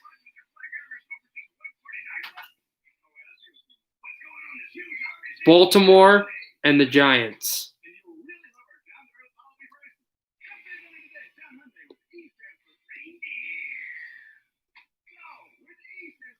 I say 30-27.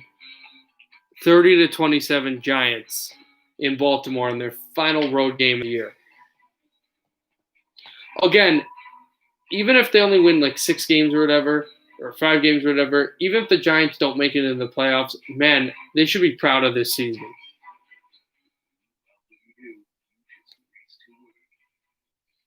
It's not per se a successful season, but they were supposed to win like 3 games or whatever.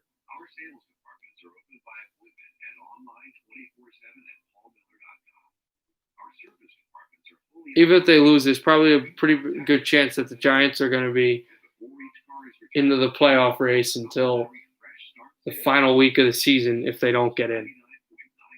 Ravens 2024. I see that. They say 30-27. Cleveland and the Jets. 30-13 Browns.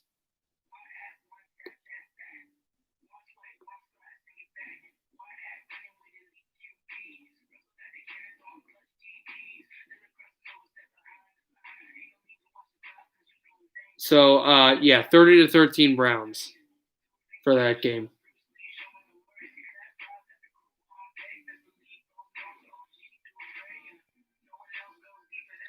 Carolina against Washington, that's tough that Carolina's playing. But I think Carolina's going to edge out a winner. I think they're going to win 28-27 over Washington.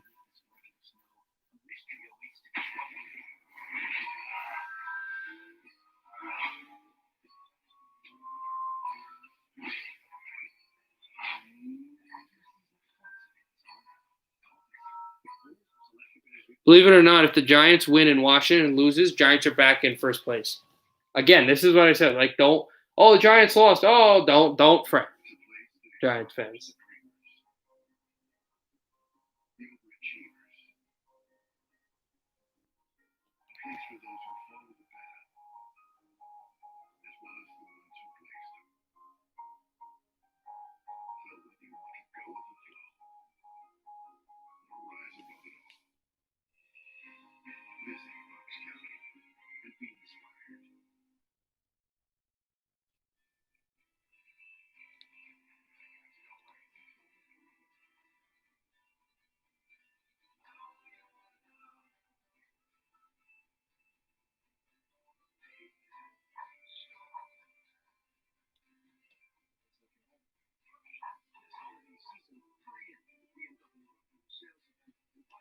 Although I'm looking at it and I'm just trying to see something.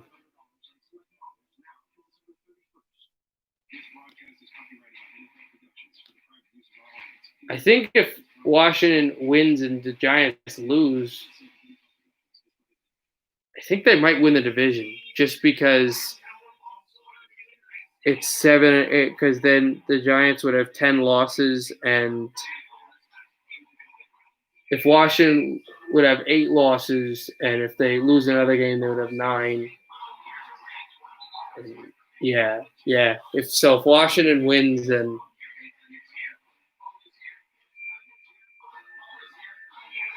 the Giants. So yeah, then they would clinch the division. All right. Okay. I said Panthers and Washington. I said 28-27 Carolina. If New York wins and Washington loses, the Giants lead the division. If New York loses and Washington wins, then Washington wins the division. So it could be very much back in the Giants' advantage, or it could be over. Which would then actually eliminate Philadelphia and Dallas.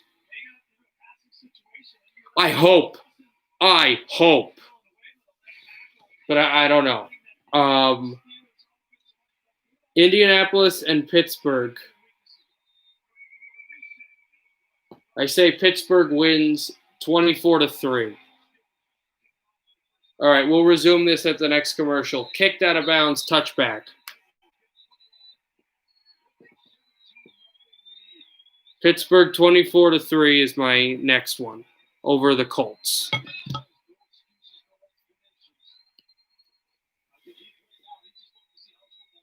Also, believe it or not, next week, okay, I know you hate the Steelers. You won't be rooting for the Steelers, but you'll be rooting against Indianapolis when they play the Steelers. So we'll do more of the next games at commercial, and then we'll try to get back to the hockey thing. So Colts, Steelers, tell me what you're saying. Hand off to Bernard. Steelers defense came out revitalized out of the locker room. Let's see if their offense is. Hayward helps with the tackle. It'll be 2nd and long. Okay, wow. So the next one is Kansas City and Atlanta. We'll do that when we get to the break.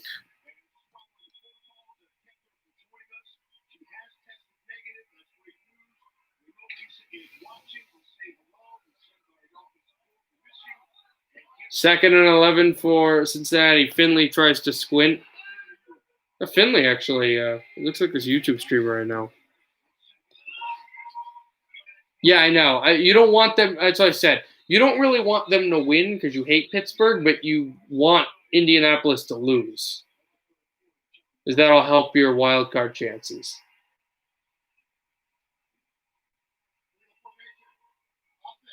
Illegal formation against Cincinnati. And that's off offensive penalty. You actually also, Raiders are playing on Saturday. You'd also actually want the Raiders to win because the Raiders winning, that kind of helps them stay alive. But you winning would, even if they win, eliminates them. So, you have that as your disposal. So you don't really want to say, well, if the Dolphins win, that eliminates them. If the Dolphins win doesn't help you. So here's Finley getting out. Finley throwing on the run. That's a pretty heavy throw, and it's incomplete. Off of the hands of Alexander Erickson. And it'll be a punt for the Bengals. Steelers had to make a big defensive play and force, and that's good coverage on Erickson, who thought he had him. And well, actually, no, you know what? That was never deflected. That ball, not only was it never deflected, that ball didn't even hit Erickson. That ball just was never there. But credit the safety from just running him down the whole way. So Finley was not able to accurately throw it. That was a wobbly punt, but Kevin Huber will do the best with it or take it past the 20, looking for blockers. Will have one. Tried to sidewind his way through, and then he'll go down at about the 32-yard line. All right, they're going to commercial. Let's start immediately. Atlanta and Kansas City. And we'll be back with this game. 17-0 Steelers getting the ball on their own end. Atlanta and Kansas City. Yes, the Raiders winning would be very big. And then you could just eliminate them yourselves with the win over my Giants. Atlanta and Kansas City. I say 44-17 Chiefs. 49-3. Okay. Jacksonville and Chicago. I say the Jaguars get their second win of the year with the 16-13 win over the Bears. The Bears. 16-13 Jacksonville. That's what I'm calling. So Cincinnati, Houston is next.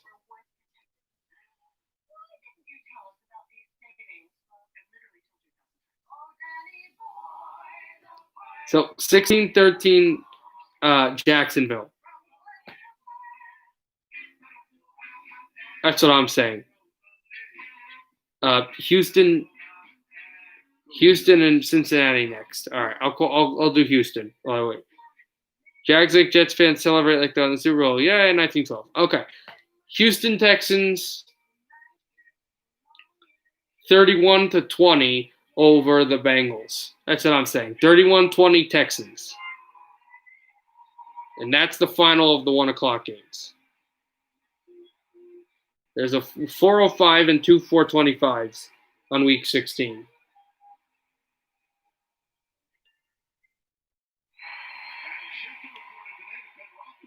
And so that'll be the final game, Houston and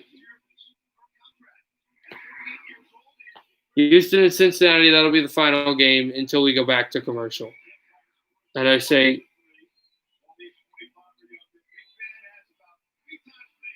34-21 or 30-21, Houston. 36-8. You know what? We have enough time to do Denver versus the Chargers for the 405 game. Denver versus the Chargers. I say 21-3 Broncos. 21-3 Broncos is my pick against the Chargers. What are you picking? Mine is 21-3 Denver in LA against the Chargers. 1st and 10 for Roethlisberger. Shotgun snap. He's hit. He throws over the head of Benny Snell and misses him. 2nd and 10.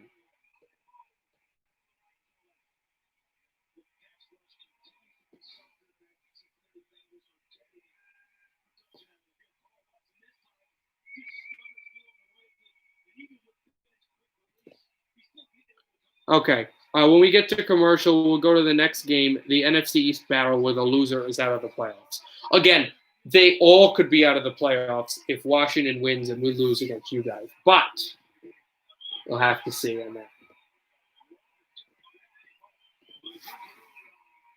Roethlisberger, handoff to Snell, broke a tackle. Snell still running room past the 40. It'll be 3rd down.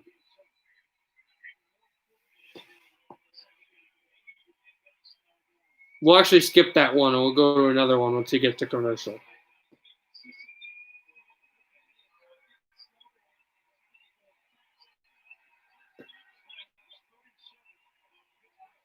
A 3-on-out on 7 of 8 drives for the Steelers. They can get 3 yards. Also, the Steelers have tried to pass the ball a lot more on 3rd down. Looks like they're doing it again than run. And the Steelers just staying back. There's a screen. And Claypool will get more yards. Claypool goes down the sideline. Claypool breaks a tackle. If he had completely broken it, it would have been a touchdown, Pittsburgh. But he just got toe tackled at the final second. Claypool with a screen, and that might bring the Steelers back into this game. Stiff arm by Jackson. You watch the toes. Yeah, he never steps out of bounds. And if he could have escaped that one toe tackle, he would have been gone. And Claypool knows it. Yeah, well, if a few things happen, it might happen. Roethlisberger throws deep to the end zone. Let's score. Touchdown. Touchdown, Pittsburgh. Deontay Johnson. A 23-yard touchdown reception has brought the Steelers back into this game as Roethlisberger points to the roof. The first points of the game, Deontay Johnson blew past the corner and bucket catch. It's a big one. And the pro Steeler fans behind him, you can see a bunch of them here in Cincinnati. This will make it a 10-point game.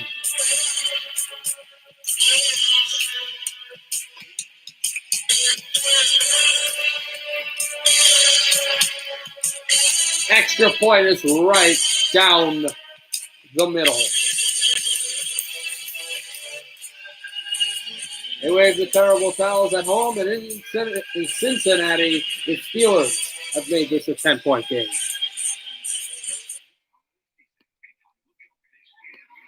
All right, here we go. Seattle and the LA Rams. What are we doing? Seattle versus the LA Rams. I say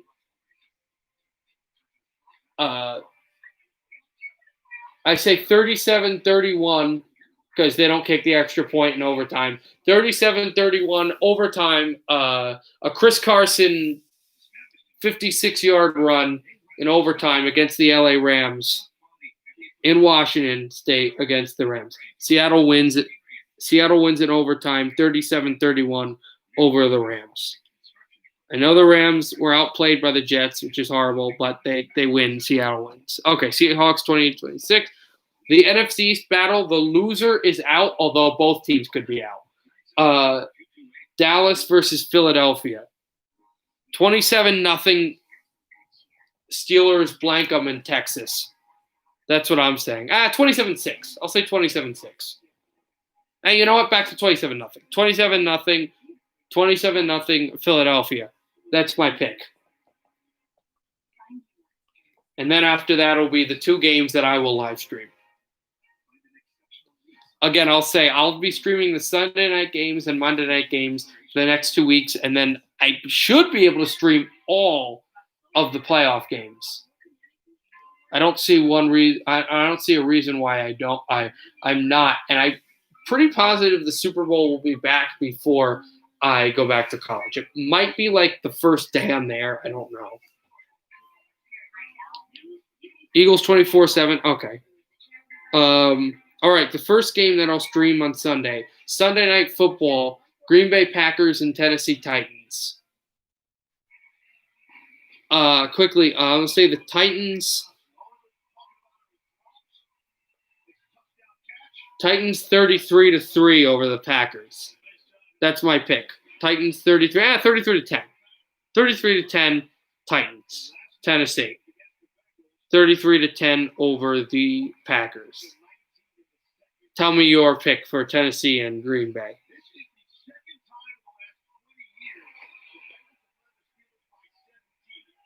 The second time in the last 20 years that the Cincinnati Bengals have had a 17-point lead over Pittsburgh, and Pittsburgh has now just cut into that lead and are trailed by 10. And also the Bengals, they gave that lead away. Just let me know what your Tennessee-Green Bay score is, and then we can quickly do the Buffalo-New England score once we go back to commercial and then resume our NHL playoff things. Here's Finley under center. Wow, awesome. Okay, we'll do the New England-Buffalo game when we get to commercial. Handoff. Bernard gets smacked at the line. T.J. Watt with the hit, and it's second down.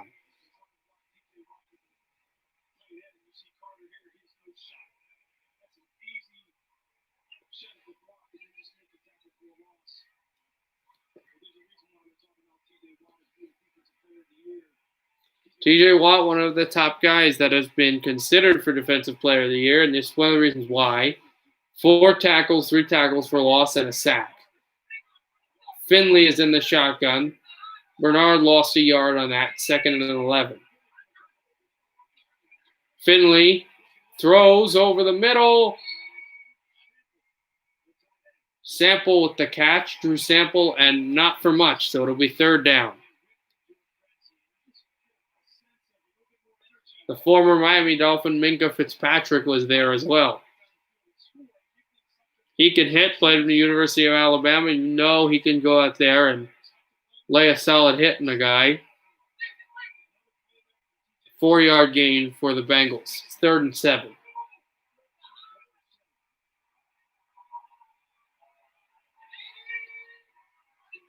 Here's Finley in the shotgun. He gets it.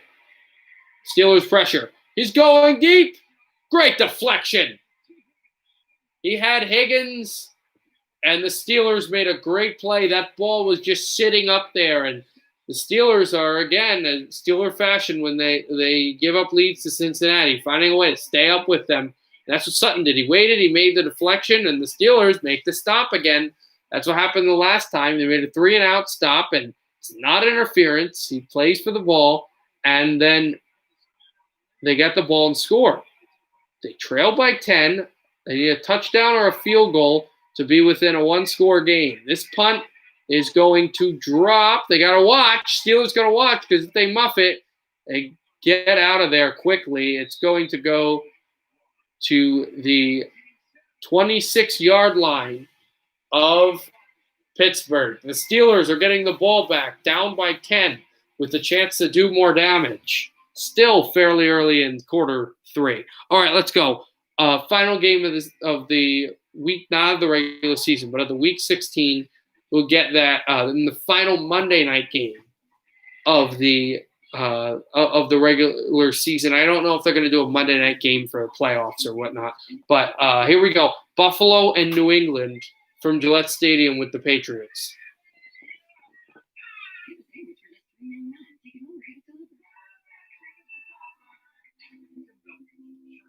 So that's one of them.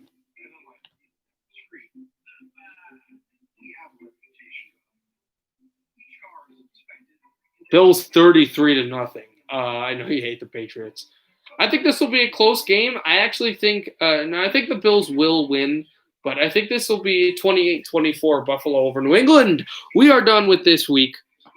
Let's see if what they're going to do week 17. They still all say 425, or they still say 425s, but I really think one of them, I'm thinking Arizona, LA is going to get moved to an 8:30. We'll see next week. Okay, we can get to NFL. You can get NFL starting games now. Not NFL, NHL. We'll get to 2009. My favorite, and I know so many people said Game 7. I think you said, I don't know what you said, but I got to tell you, my favorite, and a lot of people just like, what? But I think so much. My favorite of Game 5, I just told you, Game 5 of the 2009 Stanley Cup Finals. Oh, my God. And the Penguins will tell you that they hated that game. Of course, they thought that they had this whole series turned around. They were going to win Game 5 and then win the Cup in Pittsburgh for the first time ever in Game 6. The Red Wings dominated Pittsburgh on every level, face-offs, everything. They had shorthanded goals, they had power play goals, they goals off the stanchion against Fleury was just incensed. And, that game was a fantastic game. That's my favorite game. As a Red Wings fan, no question, I love Game 5. And that really set – and they played a good Game 6, not the best Game 7, but the Red Wings – what a game. Game 5. That's definitely my favorite. They rushed the passer, and then Deontay Johnson with a fantastic juke. He tried to go back to the right side. I have no idea why, because he had room when he juked to the left. He was stuck on the right, then juked to the left. Again, if you want to resume that, Josh, with the NHL Stanley Cup Final games, it's 2009. I'm saying Game 5 between the Red Wings and the Penguins, a 5-0 Detroit win. 9:56 left in the third. It's 2nd and 2. Here's Roethlisberger. Handoff. Looks like he got there.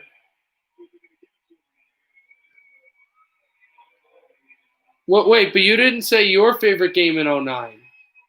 You didn't say your favorite game in 09.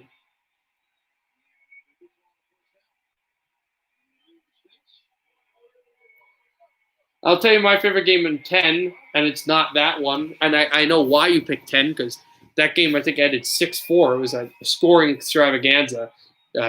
Coaches did not like that game. They're very nervous in that game. But you did say Game 5. Okay. For me, that game, I liked the scoring, but I wanted it to be a bit more physical, and I got a high-scoring game. That was physical in that series, and that was 2 games later. And overtime's always key. There were 2 overtime games in that series. Everybody remembers Game 6, but mine's Game 3. Game 3, and also you have to remember my dad and my uncle are huge Flyers fans. I actually went in that building that year, not for a Flyers game though. It was another event. Here is Benny Snell running for a lot of room, and he's going to get out of bounds at, I think, the 27-yard line of Cincinnati. So the Steelers are putting together a drive. that would put them either between only down by 7 or down by 3. Here's Benny Snell with a big run, and it looks like Cincinnati's imploding a little bit. Yeah, for 2010, mine's game 3, the overtime goal by, I think it was Danny Briere. Or no, it was a Briere shot, a Giroux tip. Thrown to Deontay Johnson, he's hauled down after 3 yards. So for 2010, mine is game 3. Yours is game 1. All right, on to the next game. You said your favorite series was 08. My favorite series, I know they didn't win, but my favorite Stanley Cup Final series of all time. In fact, it's my favorite playoff series of all time, and I know they didn't win, but Vancouver, Boston, that series was it was better than a soap opera. There was a drama every single game between these teams. What they did to our ice in Game 7 with the squirting of the water, with the Luongo saying, Tim Thomas gets out of his goal. And here's Benny Snell pushing past the 10-yard line. First and goal, Pittsburgh. There was, for you, game 1. For me, game 5. For me, game 5, LaPierre, that game was a scoreless game, and the Canucks figured out how to do it. I know game 1 was really good. Yeah, I figured you meant Torres, the tip. That was a fantastic game. Game 5 was amazing. That series, that was like a soap opera. Every game. Like, let's stop talking about this. Let's start talking about just that series in general. Every single game, thrown to the end zone, almost caught with one hand. Claypool was in the back of the end zone trying to make the catch of the year. That series, Josh, every single game, there was a story.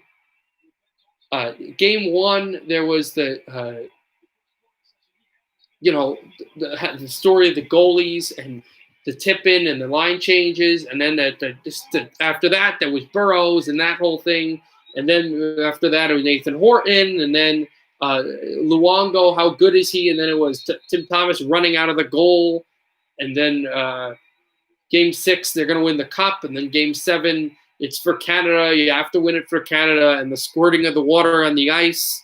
There was a story every single game in the 2011 Stanley Cup Final. Steelers are making a comeback. Okay, that's great, Tommy. Also, Boomer Sison's son-in-law is Matt Martin. I just wanted to throw an Islander out there just because Tommy's a Ranger fan. Yeah. Former Jet as well, Esiason. Here's Roethlisberger stepping back. Roethlisberger's going to throw. Caught, but Deontay Johnson is short of the goal line. Thank you, Tommy, for showing up, though, here. Also, Josh, if you're here, tell me, or when you get here, because I think you missed what I said. Oh, I agree, but I'm staying with 08 as my favorite. Yeah, but, that series was absolutely sensational. And the Canucks absolutely should have won. Chris Boswell for the field goal, and then we'll get to the game. I got to get a Boomer Bengals jersey. Kicked up the middle. It is good. I got to get a Fedorov Red Wings jersey. Boswell will kick this field goal for the Pittsburgh Steelers. They do get one of the 2 scores that they needed on that drive. They get 3. Steelers within 7. It is 17-10 in Cincinnati. Bengals getting the ball back. They've got to do something with it. All right, 2012 Stanley Cup Final. My favorite was Game 5. A guy that had worked so hard but only had 1 point in that entire – or only 2 points, 2 assists in that entire series. And I think he had only scored 1 playoff goal as a Devil at that entire point. Ended up scoring a huge goal in Game 5 where they were down 3-1 in the series. Bryce Salvador, if any of you are wondering. And the Devils, they had won Game 4, and the Kings are just gonna flatten them 5-0 in New Jersey and win the Cup. And on the Devils, nope. The Devils are way more resilient than that. And again, there's going to be a Game 7 if they don't call the 5-minute major on the Rob Scadetti hit. I really believe. Game 5 as well. Yeah, that was a fantastic game. Bryce Salvador played so good in that game. So good. He played so well.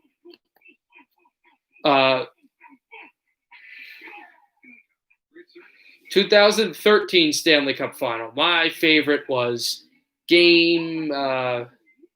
That's tough. Game 4 was nice. The Bruins win. I know you hate the Bruins, but I was really rooting for the Bruins badly. I kind of like that Bruins team. I did not like Chicago at all. I was very annoyed with them, especially after Brent Seabrook. You know what happened with that.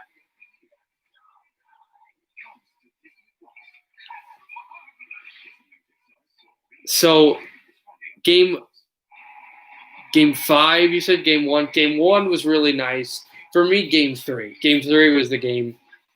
That was a really solid effort by the Bruins. Solid win by them. And Chicago just defensively, they were decent, but offensively they could not score goals. And Tuukka Rask was one of his best games in the playoff. His best game was probably game 3 or game 4 of the Eastern Conference Final, but that was one of the games. All right, they're showing right now all of the Bills fans, quarantined of course, but all the Bills fans celebrating as he comes up on Saturday after they came off the plane. I forget what game they played, but the game that clinched the division against Denver in Colorado. That was the game. 2014, yeah, no question. No question. So many great games, but no question, Game 5. Game 5, no, absolutely, there's no question. And I hope Tommy Bavaro is still here because he's a Rangers fan. Brassard falls down. They get the puck. Toffoli, Clifford jumps on the ice. Muzzin jets the puck out. Toffoli gets it out there. Defensively, the Rangers are not on the right side of the ice. Sacked! Finley is sacked by the Steelers. It'll be second down. Kevin Klein, he was the guy, the 2003 draft pick. He was not in the right lane. And then they get to the youngster, the rookie Tyler Toffoli, who had played in the playoffs the previous season against San Jose and Chicago. He shoots the puck on Lundqvist, and the guy who won it in the previous series in Game 7 against Chicago, just right wide open net. Alec Martinez, boom, the goal. I don't think he said for the Stanley Cup. I just think he said the Stanley Cup. I don't remember the entire call, but yeah. Or since you're Canadian, Jim Hudson's call. With scores the Stanley, or no, that was Ducks. Stanley Cup Martinez. Alec Martinez, the Kings win the Stanley Cup, or something like that. I forget his exact call. But yeah, definitely Game 5. I'm sorry, Ranger fans. It's just as a Devils fan. Oh my, that was a great moment for that LA Kings team. I never really paid attention to in 2012, and I didn't like them obviously. But the 2014 Kings, really resilient, and I really paid attention to them. Thrown over the middle, no target on third down, and Ryan Finley, 3 and out. With 3:59 left in the third, they're going to punt the ball away. The Steelers are going to have a chance to tie it down 17-0. The Bengals have done nothing on offense. And the Steelers, oh, you were in the U.S.? Oh, okay.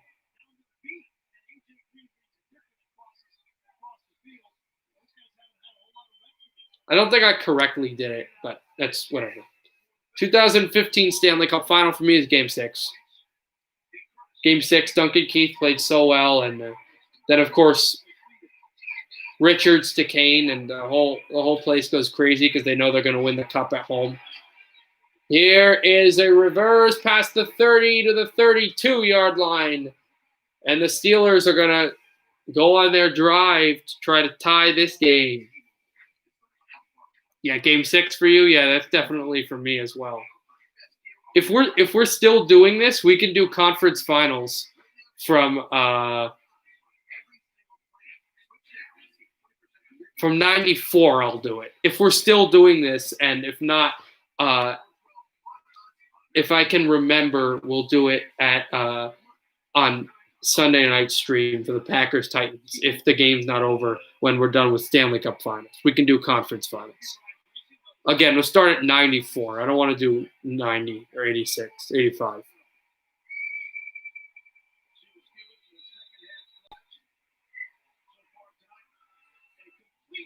If you're okay with that, Josh. If you're okay with that.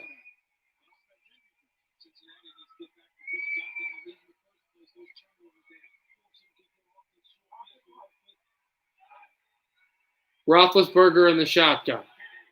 Washington moves.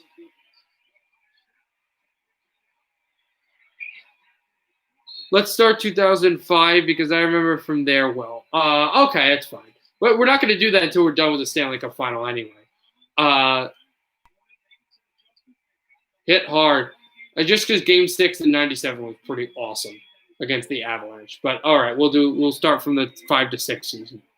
Again, I don't remember any of that stuff either from the 90s. I just have watched games and stuff. But okay, like on YouTube. We'll do that when we get there. But we'll start first with the we'll do the 2016 final. Tipped up in the air! And he could not complete the pass as Roethlisberger went down. It stops the clock with 3:03 to go.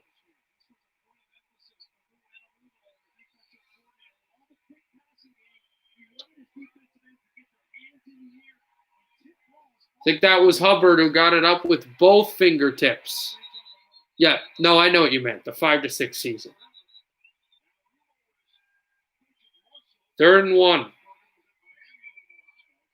And there's someone down. A Pittsburgh player. It was in yellow. I thought it might have been one of the crew guys with the first down markers. But he's injured on the sideline. So I think they can still have a play here. But there is an injured Pittsburgh player. And it was Deontay Johnson, the receiver who scored the lone touchdown for Pittsburgh. You caught it. Who is limping. He's getting right back on the field, though, or is he being taken to the locker room? He's getting taken to the locker room, I think. He's still limping with it, and they have to...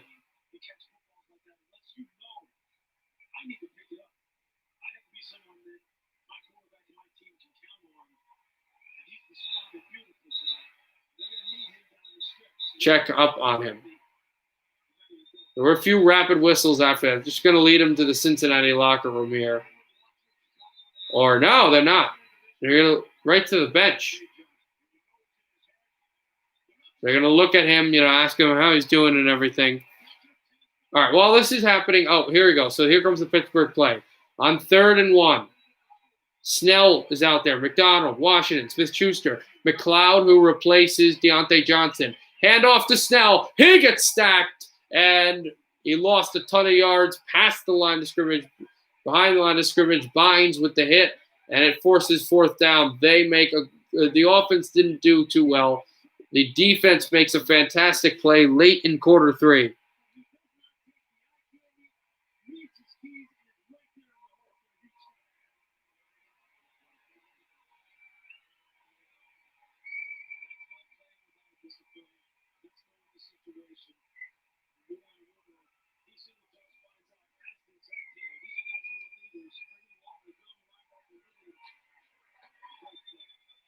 Here will be the Pittsburgh punt. And this is going to drop into the end zone for a touchback. Bengals will get it at the 25-yard line. So the Bengals actually, as they show them, have the 3rd position in the draft to take the 3rd pick. They had the 1st pick last time. And, they're no matter what happens, even if the Jaguars and Jets can string a few wins together, the Jets might go for a quarterback. They might not. Jacksonville will definitely, probably. But the Bengals, they know won't. The thought would be that there's an Oregon offensive lineman. The thought would be Payne. That's what they do right now. It's just Payne for our thoughts. Would be the top offensive lineman. That's what they would get. A blindside player to protect on the blind side for the for the quarterback. In fact, I don't think for the Jets, I think that'd be a good idea for them to go get him as well.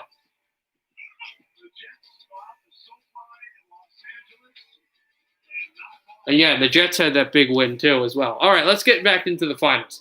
2016 Stanley Cup Final. For me, it's Game 3. Again, I hate the Penguins, and that was a really nice overtime win for the Sharks for their first ever Stanley Cup Final win and their first only Stanley Cup Final win at home.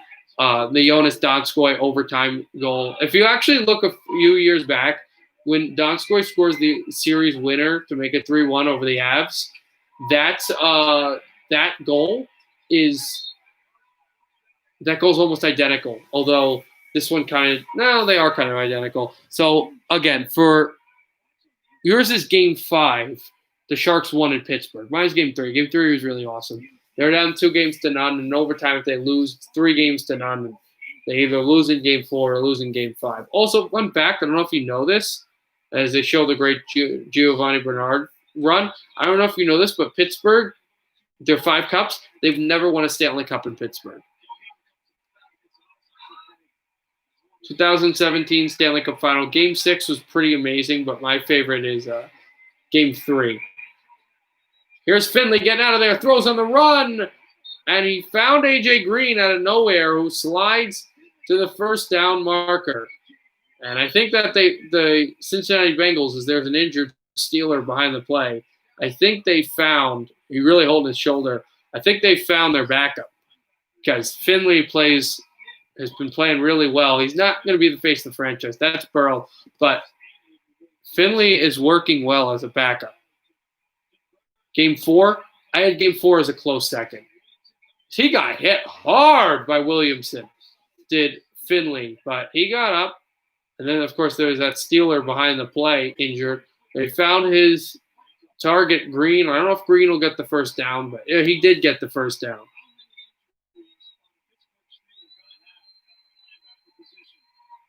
Another linebacker. And the Steelers going through a rough night here. Of course, if they could win, that would be big. And they trail by 7. All right, 2018 Stanley Cup Final. They had some nice games at home, but it's Game 5. It's Game 5. I remember watching that whole thing. The whole thing from start, puck drop to finish. And, you know, I think I've said the story about how I knew all the Capitals players and the Capitals broadcasters and everything. And really wanted this team to win the championship. In Game 5, thinking the Vegas Knights were going to force to Game 6. And then if you win if you can do that, you might force to Game 7.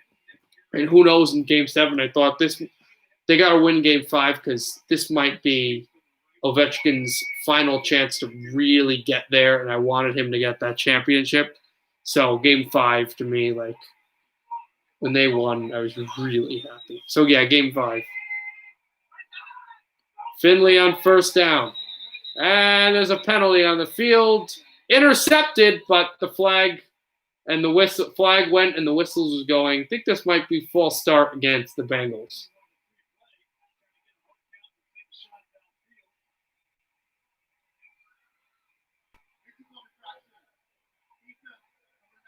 A neutral zone infraction against Cincinnati, which is bad against the Steelers because not only do they get one of the best players in the world,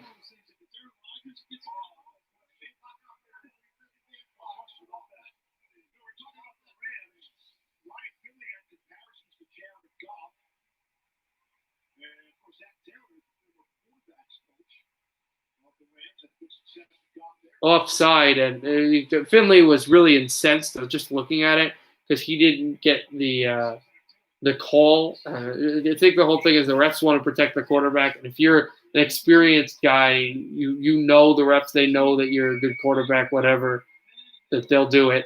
But Finley, oh look, it's just some rookie who's talking to me and that kind of thing. But they got the first down, and also to the point, if they hadn't called the whistle and that play stood, it would have been an interception.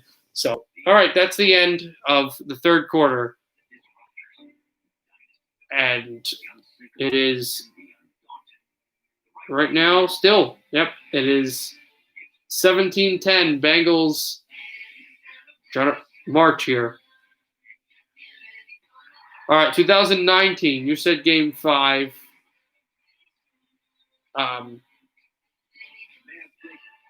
Mine was Game 7 again. Game 7 was really fun to watch. For 2019, Game 7 for me. And for 2020, wow, that was a tough one. I know Game 6, the Cup, but Game 4. Game 4 was, I think, the most enjoyable game in that series. If you want to just talk about enjoyable hockey, I don't think there was in the last Stanley Cup final. I think it was either when Dallas won or Tampa Bay won. One team just trying to dominate the other and trying to just physically or mentally beat the other team. Game 4 was enjoyable. Game 4 was just pure hockey and just those guys having fun and just shooting, and it was like, it's going to overtime. It's going to be a few minutes, then somebody's going to score, and this play's going to go nuts. Well, not there were no fans, but like the teams were. Game 7 for me in 2019. For 2020 it was Game 4. The overtime win by the Lightning, Shattenkirk goal, that was just pure hockey for me. The other games, Game 5 was kind of pure hockey, but it was a little bit of hockey and a little bit of engineered domination. Games 1, 2, 3, and 6 were strictly just one team trying to dominate the other mentally or physically or emotionally. Yeah, Game 4 was so much fun. Once they go back to commercial, we'll do some, or maybe in the middle, I'm not sure. We'll go back to the conference finals, and we'll go back to 2005.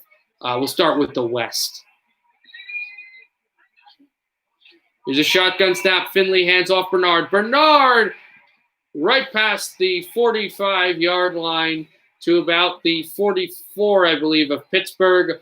First down, Bengals. As now the Bengals are going to have to try to manage this ball, and they'd like a score, especially a touchdown, to go up more points because they only lead by 7 here, 17-10 over Pittsburgh. You don't want to give the Steelers back the ball.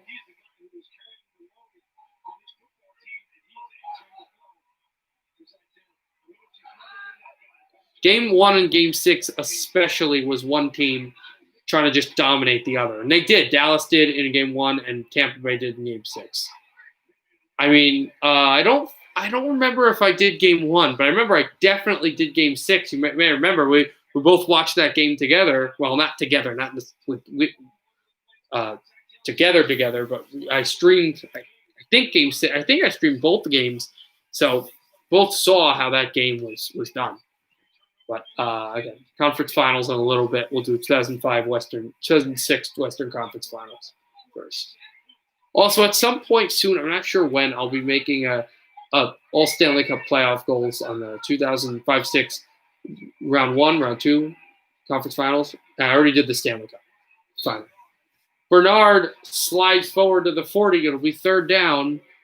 I think they're in field goal range. That would put them up, the Bengals up double digits, up by 10.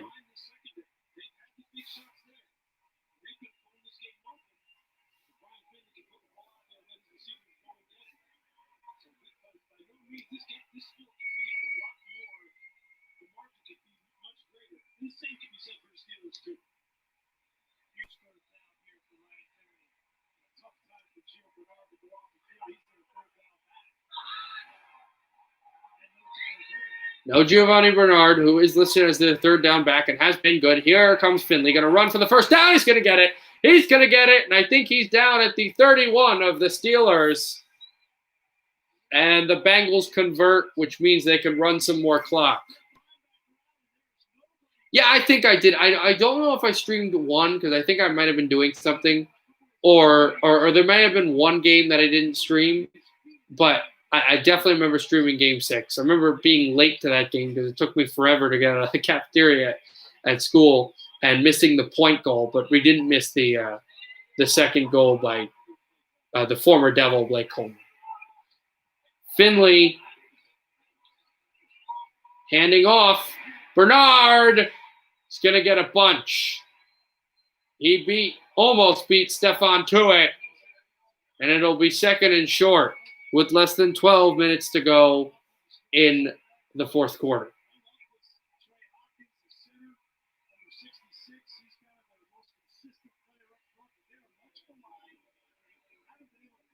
Remember, Bernard has scored 2 touchdowns in this game, the only 2 touchdowns. A running touchdown and catching a pass from Finley, and he made a few fakes and got in. This could be 3 total or 2 rushing or 2 reception touchdowns by Giovanni Bernard. It's a possibility. Second and 2. Yeah, I know. Oh, I know you, Schroeder. Schroeder won all those games. Here's Finley going to run for a touchdown. Finley, and then the finger roll. Cincinnati extends the lead. A 23-yard touchdown for the rookie Ryan Finley and the Cincinnati Bengals take a 23-10 lead, and the extra point will put them up by 14, 24-10.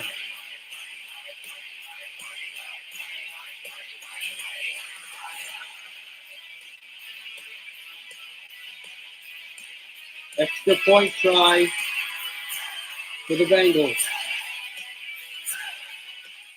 And we are through with no missed extra points in this game. Bengals 24, Pittsburgh 10. Cincinnati trying to look for their first win against the Steelers in a long time. All right, Muppets. All right, let's go. Oh, it actually reflects off there. I got to be careful on that. Okay, so let's do the conference final of the West in 2006. Edmonton versus Anaheim. Mine is, I forget the game, but the game 3, I think. The game in Edmonton that the Oilers won. Remember, that was pretty good. They had some good goals there. And I think they came back in that game. So that's my game. Game 3, Oilers and Ducks.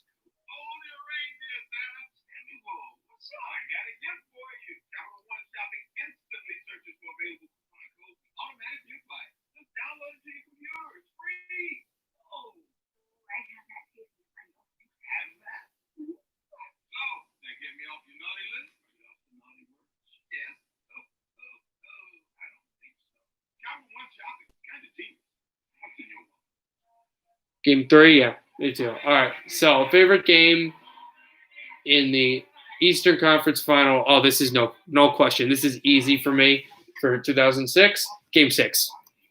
Game 6. He's like, all right, they lost an overtime game. They're gonna lose another game.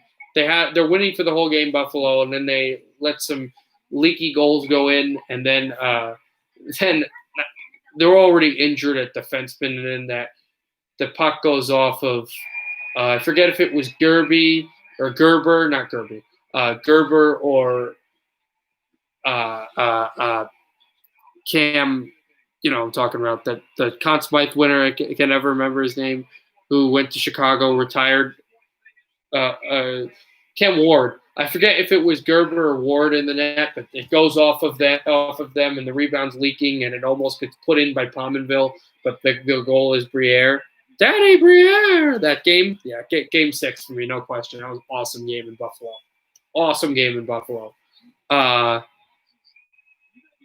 Steelers getting the ball back. They're going to need to score. The ball went off the tee, and the ref has to put it back on, which gives more resting time for Finley.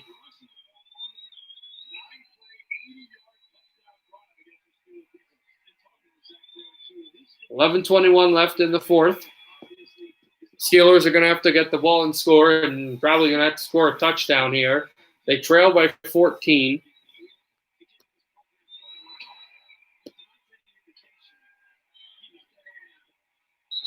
And this will hit the back of the end zone.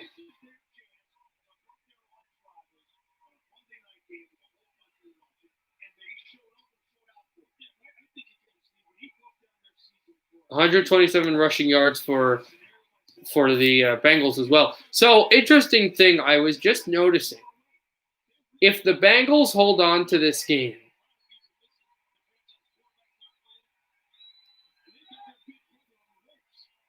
hold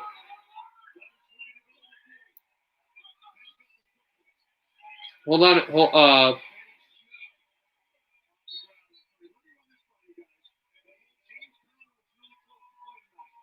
If the Bengals win this game, I don't know if Buffalo can get the 1 seed away from the Chiefs, but I think the Steelers will be eliminated from doing so because one of the next 2 games for the Chiefs is against an NFC team, Atlanta, meaning the Steelers would have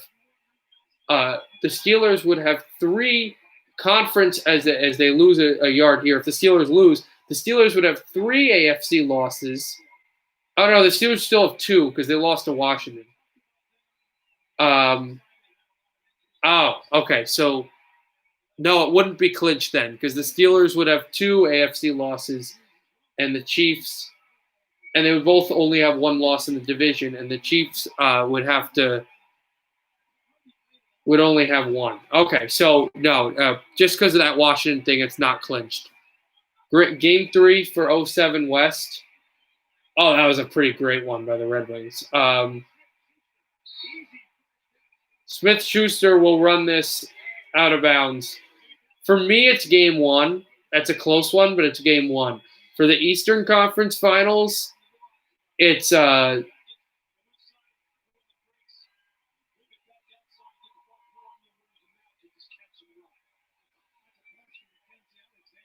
me, it's game 2. Or forget game 1 or game 2. It's the one that again, I'm not too good with games of those series. I didn't watch that series terribly well, but I mean, it's the game where it went back and forth several times, and the Senators won it in overtime. I was rooting for Buffalo in that series, but it was a nice game. It wasn't game 5, not that overtime. They won 2 games in overtime, Josh. It was the first one they won in overtime, not the Alfredson goal. If that is your favorite, okay, but mine was not game 5. Mine was it was either 1 or 2. I forget which one. Game 2. Okay, thanks. That's mine. Here's Roethlisberger. Roethlisberger, shotgun. He will throw it over to Snell, who will be brought down close to the 30. I think a 32-yard line of Cincinnati. 8:54 left in the 4th. Steelers trying to. Right. I know yours is 5, but thank you for answering what mine is because I didn't know the games correctly. I get those mixed up. I followed the West Final a lot more than I followed the East Final or follow it. Yes, at the 32 is where the ball is. Steelers got to get to the 22-yard line of Cincinnati. Roethlisberger throwing this deep. Intercepted. No. Dropped. And his eyes are to the sky because he know he would have – his feet would probably have been in, and Jackson III would have had a pick that would have decimated the Steelers' drive. Instead, we keep playing. It wouldn't have been over, but it would have really done some terrible things to the Steelers' chances of winning this game. It was a bad throw, and it was almost intercepted. Should have been. Goes right through his hands.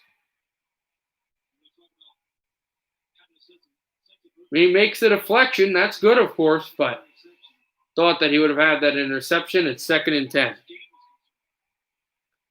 And there's a Cincinnati player at midfield laboring in pain, it looks like. I mean, I don't know, obviously, if he has pain. But all right, they'll go to commercial. Okay. 2008.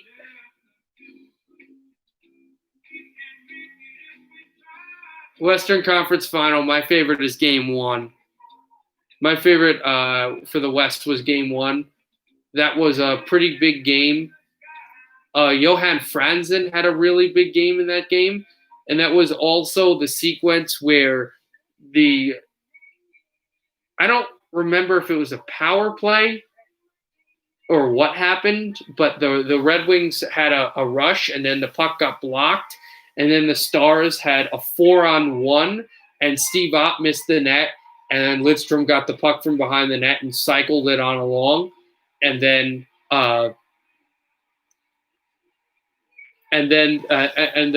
it got cycled back, and Valtteri Filppula got the puck and scored his first ever, or no, not Filppula, Darren Helm got the puck and scored his first ever goal in the playoffs.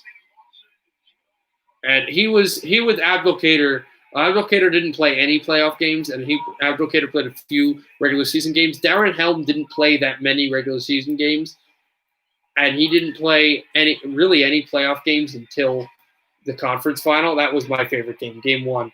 And moving it over is Snell for a few yards. It's 3rd down. Yeah, that was a pretty big goal, if I remember correctly. Yeah, my favorite Eastern Conference final game, that game was, I mean, I know I hate the Penguins. I got to say, Game 5 was pretty nice. For a city that was starved of a championship, Game 5 was pretty nice. They were dynamite on the power play. I would say Game 5 for me. For the East Conference final. Thrown. Claypool will get the first down, and he will get the ball into the Bengals red zone. 7:30 left in the 4th quarter.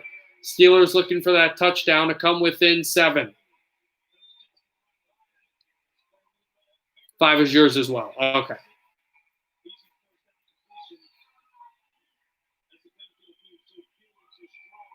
There were a ton of great games for me in the conference final. In the East, we'll do next.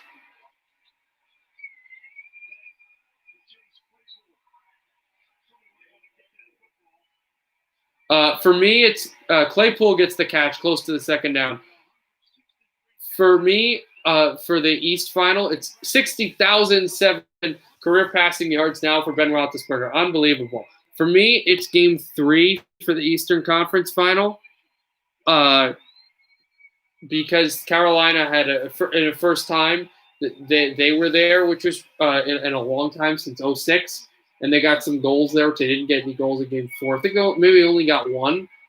Here's Roethlisberger throwing, deflected by the line of scrimmage. It's 3rd down. Hunt got a finger on it. 2009, Game 3. Game 3, which was kind of cool, but I was kind of happy Pittsburgh won, because I was really, really incensed at Carolina from the first round series against the Devils. That hit the arm of Hunt, actually, as well. Right on the arm. And 94 might have gotten a finger as well. Game 2. Oh, you know what? I'm going to change mine to from Game 3 to Game 2. I forgot about Game 2. With how Malkin was. Snell is going to be wrapped up way short of the first down. Sorry. He's way short of the first down. It's 4th and 4. They go for it for sure if it's 4th and 1 or 4th and inches. I don't know what they do here. But anyway, I'm changing mine to Game 2. I completely forgot about Game 2. Carolina pushed that whole game, and then Malkin got them up 4-3 or 5-4, and then at 6-4, just helicopter goal. It's the HB70K. Called by Mike Lunge. That was great. Yeah, Game 2 for me. Mike Lunge, of course, a great broadcaster. Thrown over! They want a flag. They're going to get one. Deontay Johnson right over his head. And that was a 4th down stand. And Jackson, the one that almost kicked off and stopped the drive, is going to be the guy that is going to be called for the pass interference. Yeah, that helicopter goal was, oh my God, that was unbelievable. A pass interference call, that's a tight one. You make your decision. I don't think that's a pass interference. But it happened, I believe. Let's see. Does it happen in the end zone? Because that's what they'll look for.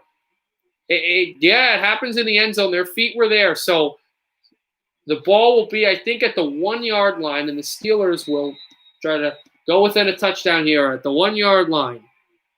Game 5 West for me. Game 5 West for me. There's so many good games you could call. This is Snell. This is a touchdown, Pittsburgh. And they are within 7 with an extra point good.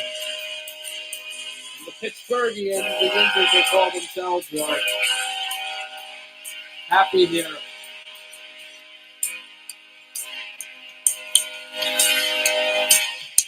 As Benny Snell right over the defender and into the end zone. Right like that, it's a new game. Bengals 24, Steelers 17 with 5:32 left in the fourth quarter. We got a dandy in Cincinnati.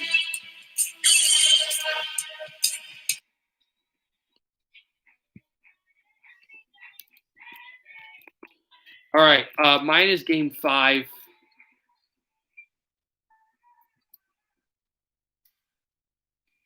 It's close, but mine is game 5. If I had to pick a second one, I'm going with game 2, but mine's game 5. It's a low-scoring game. Kane had that goal, then the Darren Helm overtime win to eliminate Chicago was awesome. That was my favorite. It's a lot of people's favorite. It's mine as well. But game 2 was really nice. I think game 1 and game 2 are highly underrated. Game 1 was pretty cool too because the Red Wings trailed Chicago for several times in that game, and then we had an awesome third period. Especially like the final 10 minutes. Like we really weren't great in that series until the final 10 minutes of game 1. We just clamped down. But mine is game 5. 2010.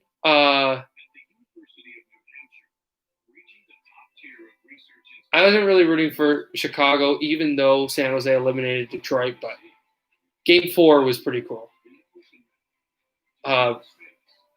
Sharks take those early leads. Their first goal scored by a guy that hadn't played all playoff long. Forgot his name. Wasn't that great of a player. Then a guy who absolutely is a great player, still playing for the Sharks, Patrick Marleau. And then the Blackhawks score more goals. And then Bufflin gets the game winner later in the third period, and Duncan Keith, who got a puck to the face on the Marleau goal, during the Marleau goal, comes back later in the third period, and I don't remember if he got an assist, but he was on the ice when they scored the goal. So mine is game 4 for the 2010 Western Conference Final.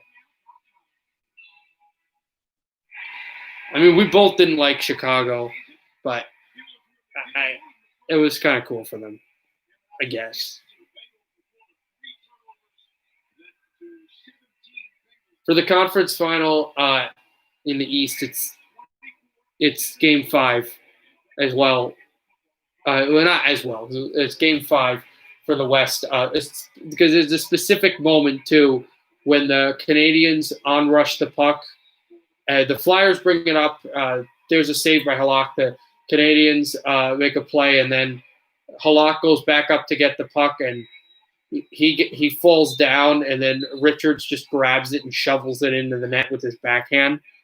That was game 3 for you for the Western Conference Final, I'm assuming. Okay, the Buffalo OT winner from Bolland, but game 5 for me for the conference clincher for the East. That's my game as well. That Richards goal again, even though Halak is down, was pretty awesome. It pinballs to the net. Score! The Joe Beninati call made it even better. That was a bad impersonation of Joe Beninati, and I've been in the room with him talking several times. So that was just me. I don't know. 5 for that one as well. Yeah. We'll get to one of the better conference finals, 2 conference finals, 2011 in a bit. Bernard takes the ball up, and it's second down. They're going to try to milk the clock. Pittsburgh has 3 timeouts.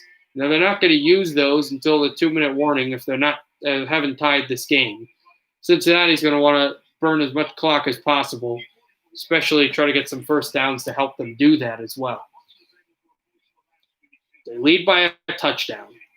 A really emotional game. Talking about being emotional last week. Really emotional. This game is just really good. All right. Not Thursday, because there's no Thursday game. All right, so do some work. There's no Thursday game.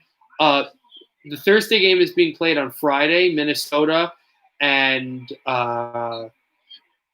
New Orleans, but it's Christmas Day, and I don't, with family and everything and gifts, I don't think I'll be streaming it. So I'll tell you if I'll stream it, but I'm really thinking it's going to be Sunday night.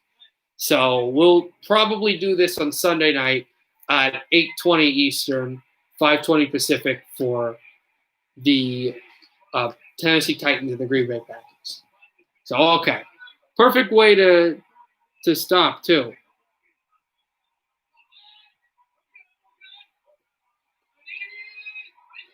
.403 to go, 3rd and 1. They try to force their way past.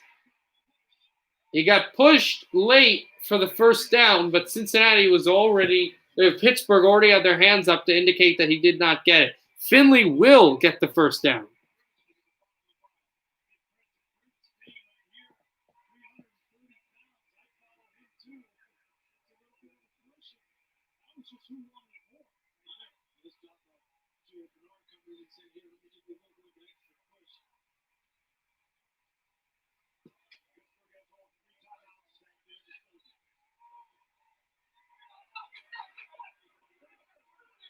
They scream. Finley screams to get set. Here's a handoff to Bernard. He'll get a few. And pushing and shoving. Hayward with a little bit of an extra push at the end.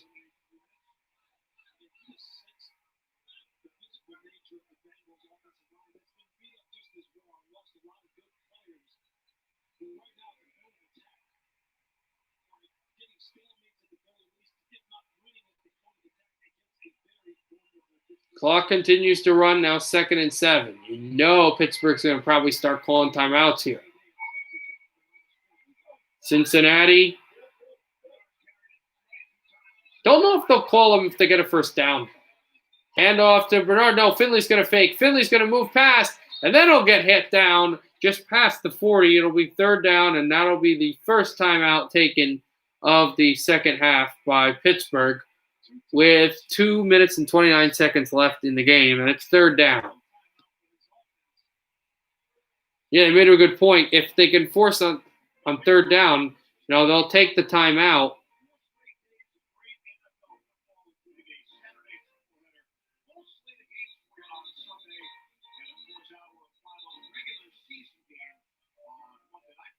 Yeah, show the Christmas Day game. It's 4:30 p.m. It's on Fox. Easy to find, easy to do. But I just don't know because it's Christmas Day, and I don't think all my family will be here because COVID and everything. But I'm just not sure.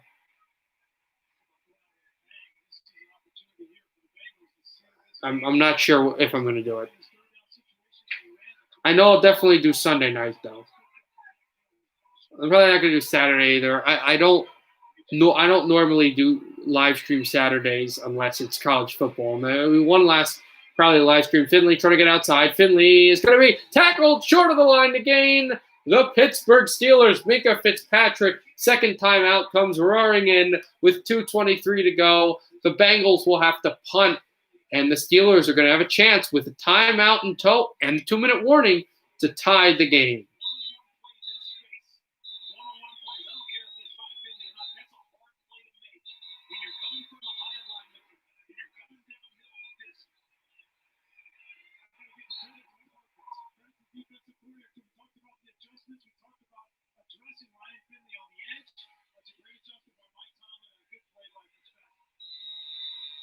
Seven tackles, 1 tackle for loss. I think that was the 1 tackle for loss. Here comes the punt.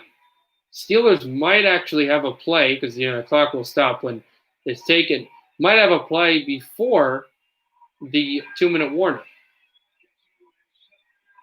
It's going to be fair caught at the 24-yard line of the Steelers.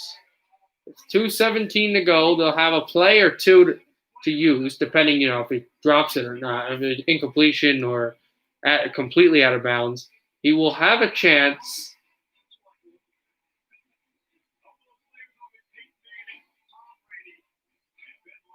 How about this? This is a fantastic stat. Only Peyton Manning, Tom Brady, out of all football ever, well, the Super Bowl era, and Ben Roethlisberger have won 2 Super Bowls and 60,000, throwing 60,000 touchdown passes. Sorry, my throat. Also, Ben Roethlisberger and Tom Brady, the only guys to have won at least 2 of those with the same team. Brady with the New England Patriots, even though he's in Tampa Bay, and Ben Roethlisberger with Pittsburgh. And Roethlisberger, the only guy to have played with one franchise. Roethlisberger throws to the sideline. Smith-Schuster, no catch. No catch. Thought he had it, but a short sideline route. He thought he did the toe tap, but no. It'll be 2nd and 10.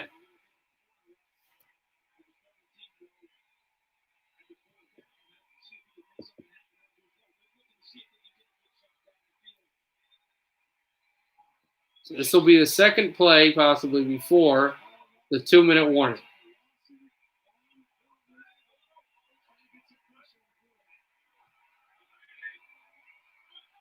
Here's Roethlisberger.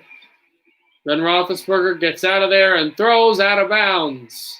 It'll be 3rd and 10. And this may be the final play before the 2-minute warning. Hubbard, I think, was in coverage. No, he would no, not at all. I missaw it. He was the one who just took a hit, laid a hit on Ben Roethlisberger.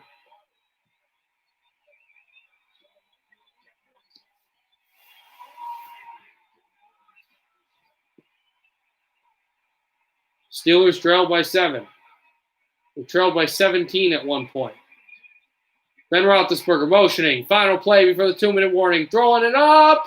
Deflected out of bounds. Off of Claypool's hands. There are no penalties. It's 4th down and the 2-minute warning. And also it bled 4 seconds past the 2-minute warning. 1:56 left. 2-minute warning. Pittsburgh's going to have to try to figure out what to do on 4th down. They have a timeout left. They're deep in their end. You know, you don't want to punt, but you also don't want to go for it. We'll see. Fantastic deflection. Hey, man, I appreciate that Rogers rate on my insurance so much. I'm not even into that. Rogers rate? You know, State Farm offers everyone surprisingly great rates. Really? That's so. All right. Remember.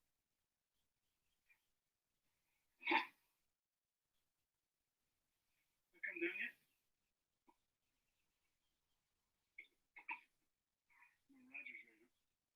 When you want the real deal, like a good neighbor, State Farm is there.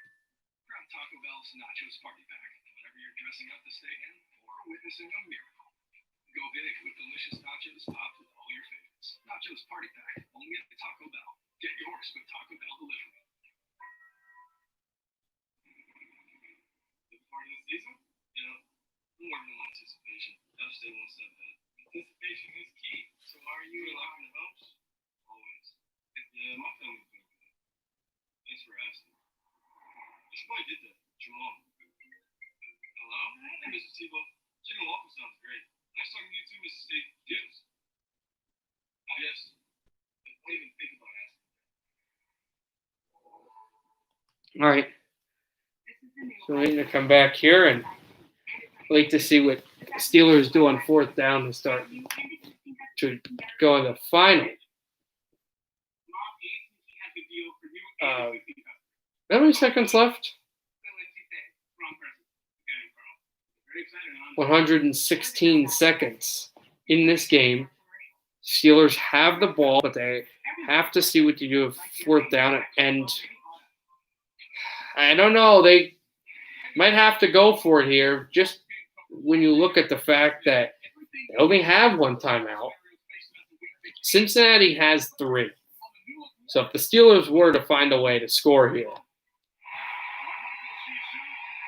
they're going for it on the 4th down. Now they are.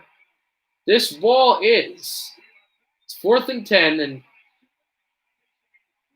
the Bengals have a real good shot at stopping the Welcome to the Jungle roars, and this is their theme song. They stop the Steelers here. Good chance of winning for the first time in a long time. And a timeout is taken by Cincinnati, I believe. Their first time out of the half. They didn't like what they had. I think the 29 is where this ball has to get to. The Pittsburgh 29. Like, they're really backed up.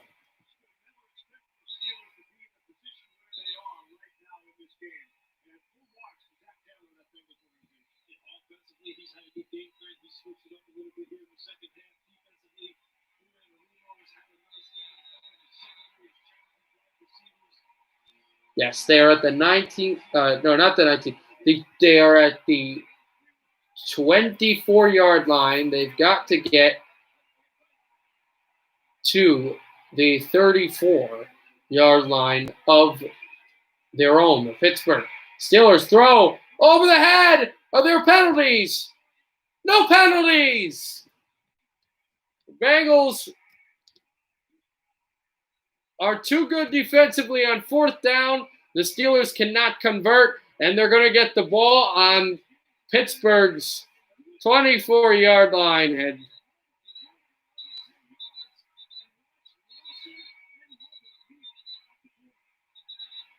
there are whistles to see if there's maybe pushing and shoving, but they got on Roethlisberger. It went over the head, and the two defensive backs collide. There's no penalty here for roughing the passer. There's no penalty for pass interference, so the Bengals should get the ball. And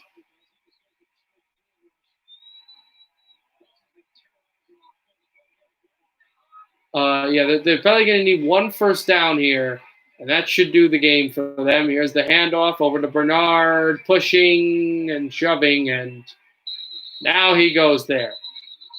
Clock continues to run. They've got a timeout to use.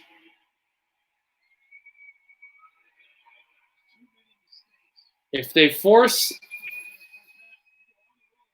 get a first down, it's over. If the Bengals are forced here, the Steelers can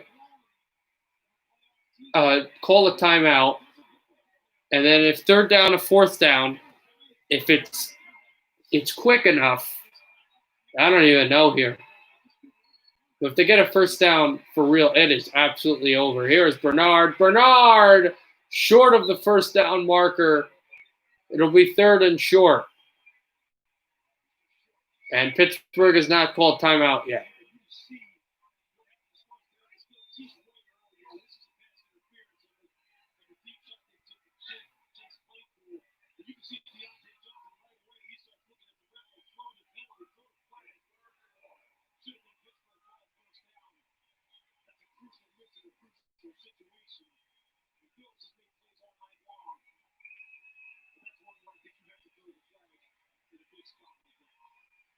Third and one here.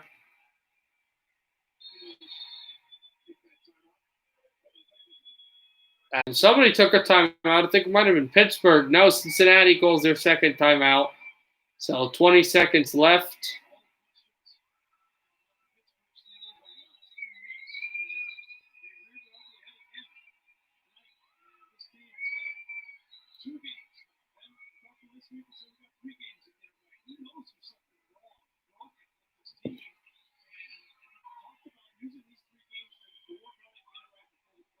The Steelers got really difficult games. Like, this was a game against a team that's been eliminated, a weak team.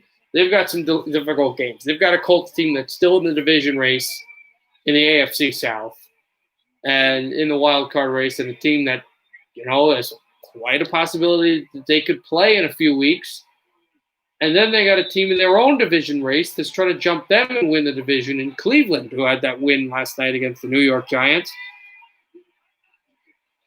Here's the handoff. Bernard is stacked. And now Steelers call timeout here. Steelers can call timeout if they want. They will. So it's fourth down. Although if they kick a field goal, Cincinnati, and make it, they would go up by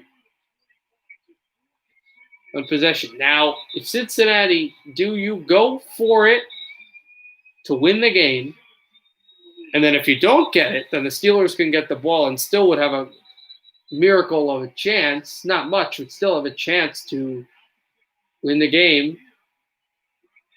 They will go for the kick. No, they're not. They're going to go for 4th and 1. So if the Bengals get it, game's over. If the Steelers find a way, Roethlisberger can get the ball back. Bengals might be trying to draw him off sides here as well.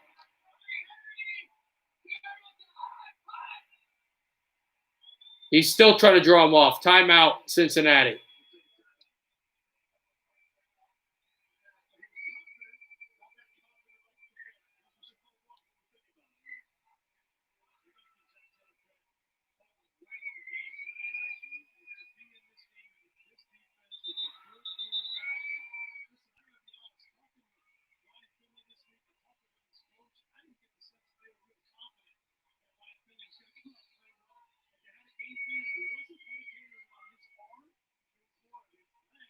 So they don't go for the play to end the game, but they do go for field goal, which kind of does end the game because it'll give them a 10-point lead.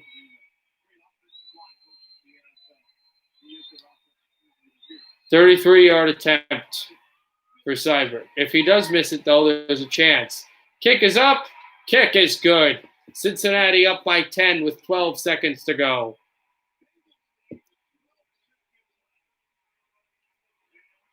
Steelers will get the ball back, but with 12 seconds to go, they need 10 points. That would be virtually impossible. It is possible, but it's not likely on the road with 12 seconds to play with.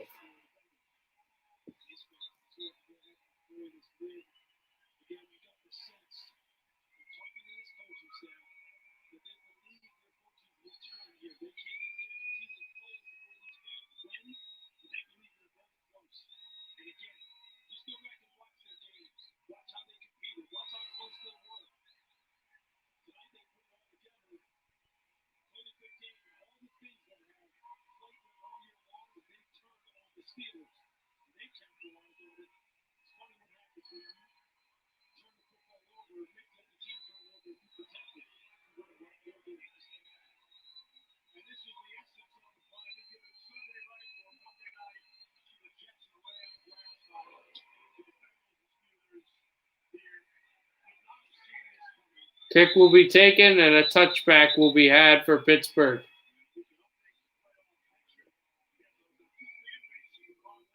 Also, Buffalo, because of the win records, they're going to go up to the 2 seed, and then they would have that divisional matchup with the Miami Dolphins.